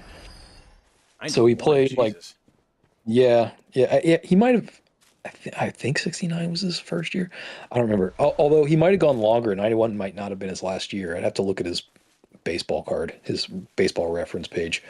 But yeah, he played. This is the first chest I've ever seen. What are we gonna do with it? Check the chain. There's no Not a chain. Oh no! Oh no! Oh no! Okay. We're good. We're good. That was legitimately like, oh my God, what do I do? What do I do? It's like I absolutely want to open. It's the first fucking thing the first fucking chest I've seen all game. But what do I do? I don't know if there's mimics in this game or not. That was very brave of you. Good job. Yeah. Well, you did it. You do what you got to do. I can't remember. Ian, did you ever watch the? I don't know if you saw this like live or you've seen the game before, but it was the how to score 10 runs in the first inning and still lose. Oh, I saw that one. That was good. Yeah, that's one of my favorites. Oh, it's about two Pittsburgh teams. The Pirates. The Pirates lose against the. It's about I'm pretty sure it's both Pennsylvania teams, but the Pirates score like 10 runs in the first like inning, essentially, or like in the first like 2 innings, and it's like, oh, this is clearly a shutout, and they still lose the game by the end of the game. It's a very Pirates move. Yeah, it's Steve. This is when Steve Jeltz scores 2 back-to-back home runs. Who I guess previously was like, oh, he's just kind of like no one expects anything out of him. He's just he's here for the ride. He's not doing shit. Scores 2 home runs and then the floodgates just open and they lose like 10-12. Like there's a gradual beatdown. That feels like a Pirates move. Yeah, very much so. Outside of the 70s, the Pirates have often been I guess maybe parts of the 60s as well. They've always been a bit of a Bad News Bears type team. Yeah, exactly. I think it was October 1989. That's when the game was. I think that's the context. But yeah, God, so it's good. I'll bet Barry Bonds was on that team. I think he was actually. I think he even mentions that. He's like, "Wait, shit, Barry Bonds on this team? What the hell?" Yep. Why did this happen the way that it did? Barry Bonds went to Arizona State. He was a Sun Devil. It was Pittsburgh Pirates against the Phillies. Pirates jump out in the first inning with a 10-0 lead, and they still lose. Oh, man, 89 Phillies. So let's see. 89 Phillies must have been Lenny Dykstra and John Kruk, like the classic, like... Yeah, I think he mentions... he doesn't, like, go super in detail for each inning, because obviously it's about the comeback, but he does mention, I think, Dykstra by name. Yeah, fucking Lenny Dykstra, man. Look that dude up. That dude's got a crazy Wikipedia. Absolute madman. Absolute madman. Never had less than an entire tin of chaw on his cheek. Yeah, the classic baseball stereotype. Yes. The Phillies back then were the dirtiest team. Like, literally, like, physically, like, Just the dirtiest team. Oh, Chaw yeah, oh, everywhere, pine tar everywhere, just like grease balls. Since then, Every guy on the team had a mullet and a mustache. Like the second paragraph in the opening of his Wikipedia says, since his retirement, Dykstra has been mired in financial and legal troubles. Since 2009, he filed for bankruptcy. Not even the best part. Since then, he's been charged with and convicted of various crimes, including bankruptcy, fraud, money laundering, grand theft auto, uttering terroristic threats, which is insane. Drug possession due to exposure. Uttering terroristic threats is hilarious to me. Yeah, his wiki is a ride. Darren Dalton was the catcher on that team, another fucking greaseball. His uncles played in the NHL, apparently. Shell. Yeah, playing some shell. Extra fun as hell to watch. That dude was a live wire. He was fun to watch. Oh yeah, I mean, I'm sure like your most like your rowdiest, your most dangerous players are also the ones who are probably doing. Yeah, rowdy is the right word. That whole Phillies team was rowdy. Like, they did not get rowdier. Well, this Kirk I see why they waited man. this long to mic up players in the dugout. Because I was like, you probably don't want to do that. No, that team before that was an R-rated team, no doubt. Oh jeez. This feels like very like what is it? Abyss Watchers meets the Cathedral people. Like I didn't realize you were priests. Those priests do. Yeah. Oh yeah, this is a very Bumpos Palace of Tricks type boss. The Witch of Hemwick. I've shared that post with you guys before, right? The tweet, it's all about the different like the archetypes of Dark Souls bosses. No. Oh, I don't think so. Gotta share this one. This is where I got my my Wi-Fi name from, actually. Oh, there's two of them. Okay. Oh, there are two of them. There are two of them. Gen Z should get that reference, right? They grew up with those movies. Those are their favorite Star Wars movies. Yeah, I don't know why. Nostalgia. Not this, but this. Oops, never mind. Here we go. Yeah, it's it's kind of small, but it's one of my favorite tweets of all time. Actually, I'm going to redo that one because that is way too small. How is... Wait, they can heal each other? Fuck me. Nate over here. Oh, no. Yeah, the group heals is bad.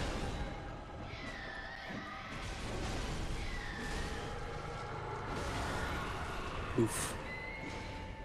Oh, I see. There's more than one. Is this like a Four Kings situation here? Oh, fuck. They can heal. Or they can... They've got like a bind. Oh, shit. Okay. I'm dead. I get the feeling that this is going to be one of those... okay. You've got to take them out in a specific order, or you've got to wait until one... Yeah. Oh, I see. Because I definitely brought one down all the way, and then there's two different. There's also there's two different enemy types there. I feel like one is the boss, one is the. Oh yeah, the tall ones are just jobbers. They're nothing. But then there's two witches at least. I don't know if there's a third one or not, but there's at least two. That's what made me think it was a Four Kings type deal. All right. Well, we'll call it here because we are 15 minutes past normal time. I was really liking the exploration and we jumped from one boss to another boss, end to end, on this. Also, someone is cackling. I think it's these. You got a classic Dark Souls NPC in the background there. Yeah. Well, Nate, I'll just let you know. This is actually an optional boss. Is it really? Yes, but I'm very glad that you found her because I think it's a useful one at the end of the day. Okay. So, yeah. Yeah, I'm very curious. Well, when we come back, I'll have to fight these witches. Burn through these witches and dig through these ditches. Slam. And slay them. Anyway, yeah, we'll call it here for this week.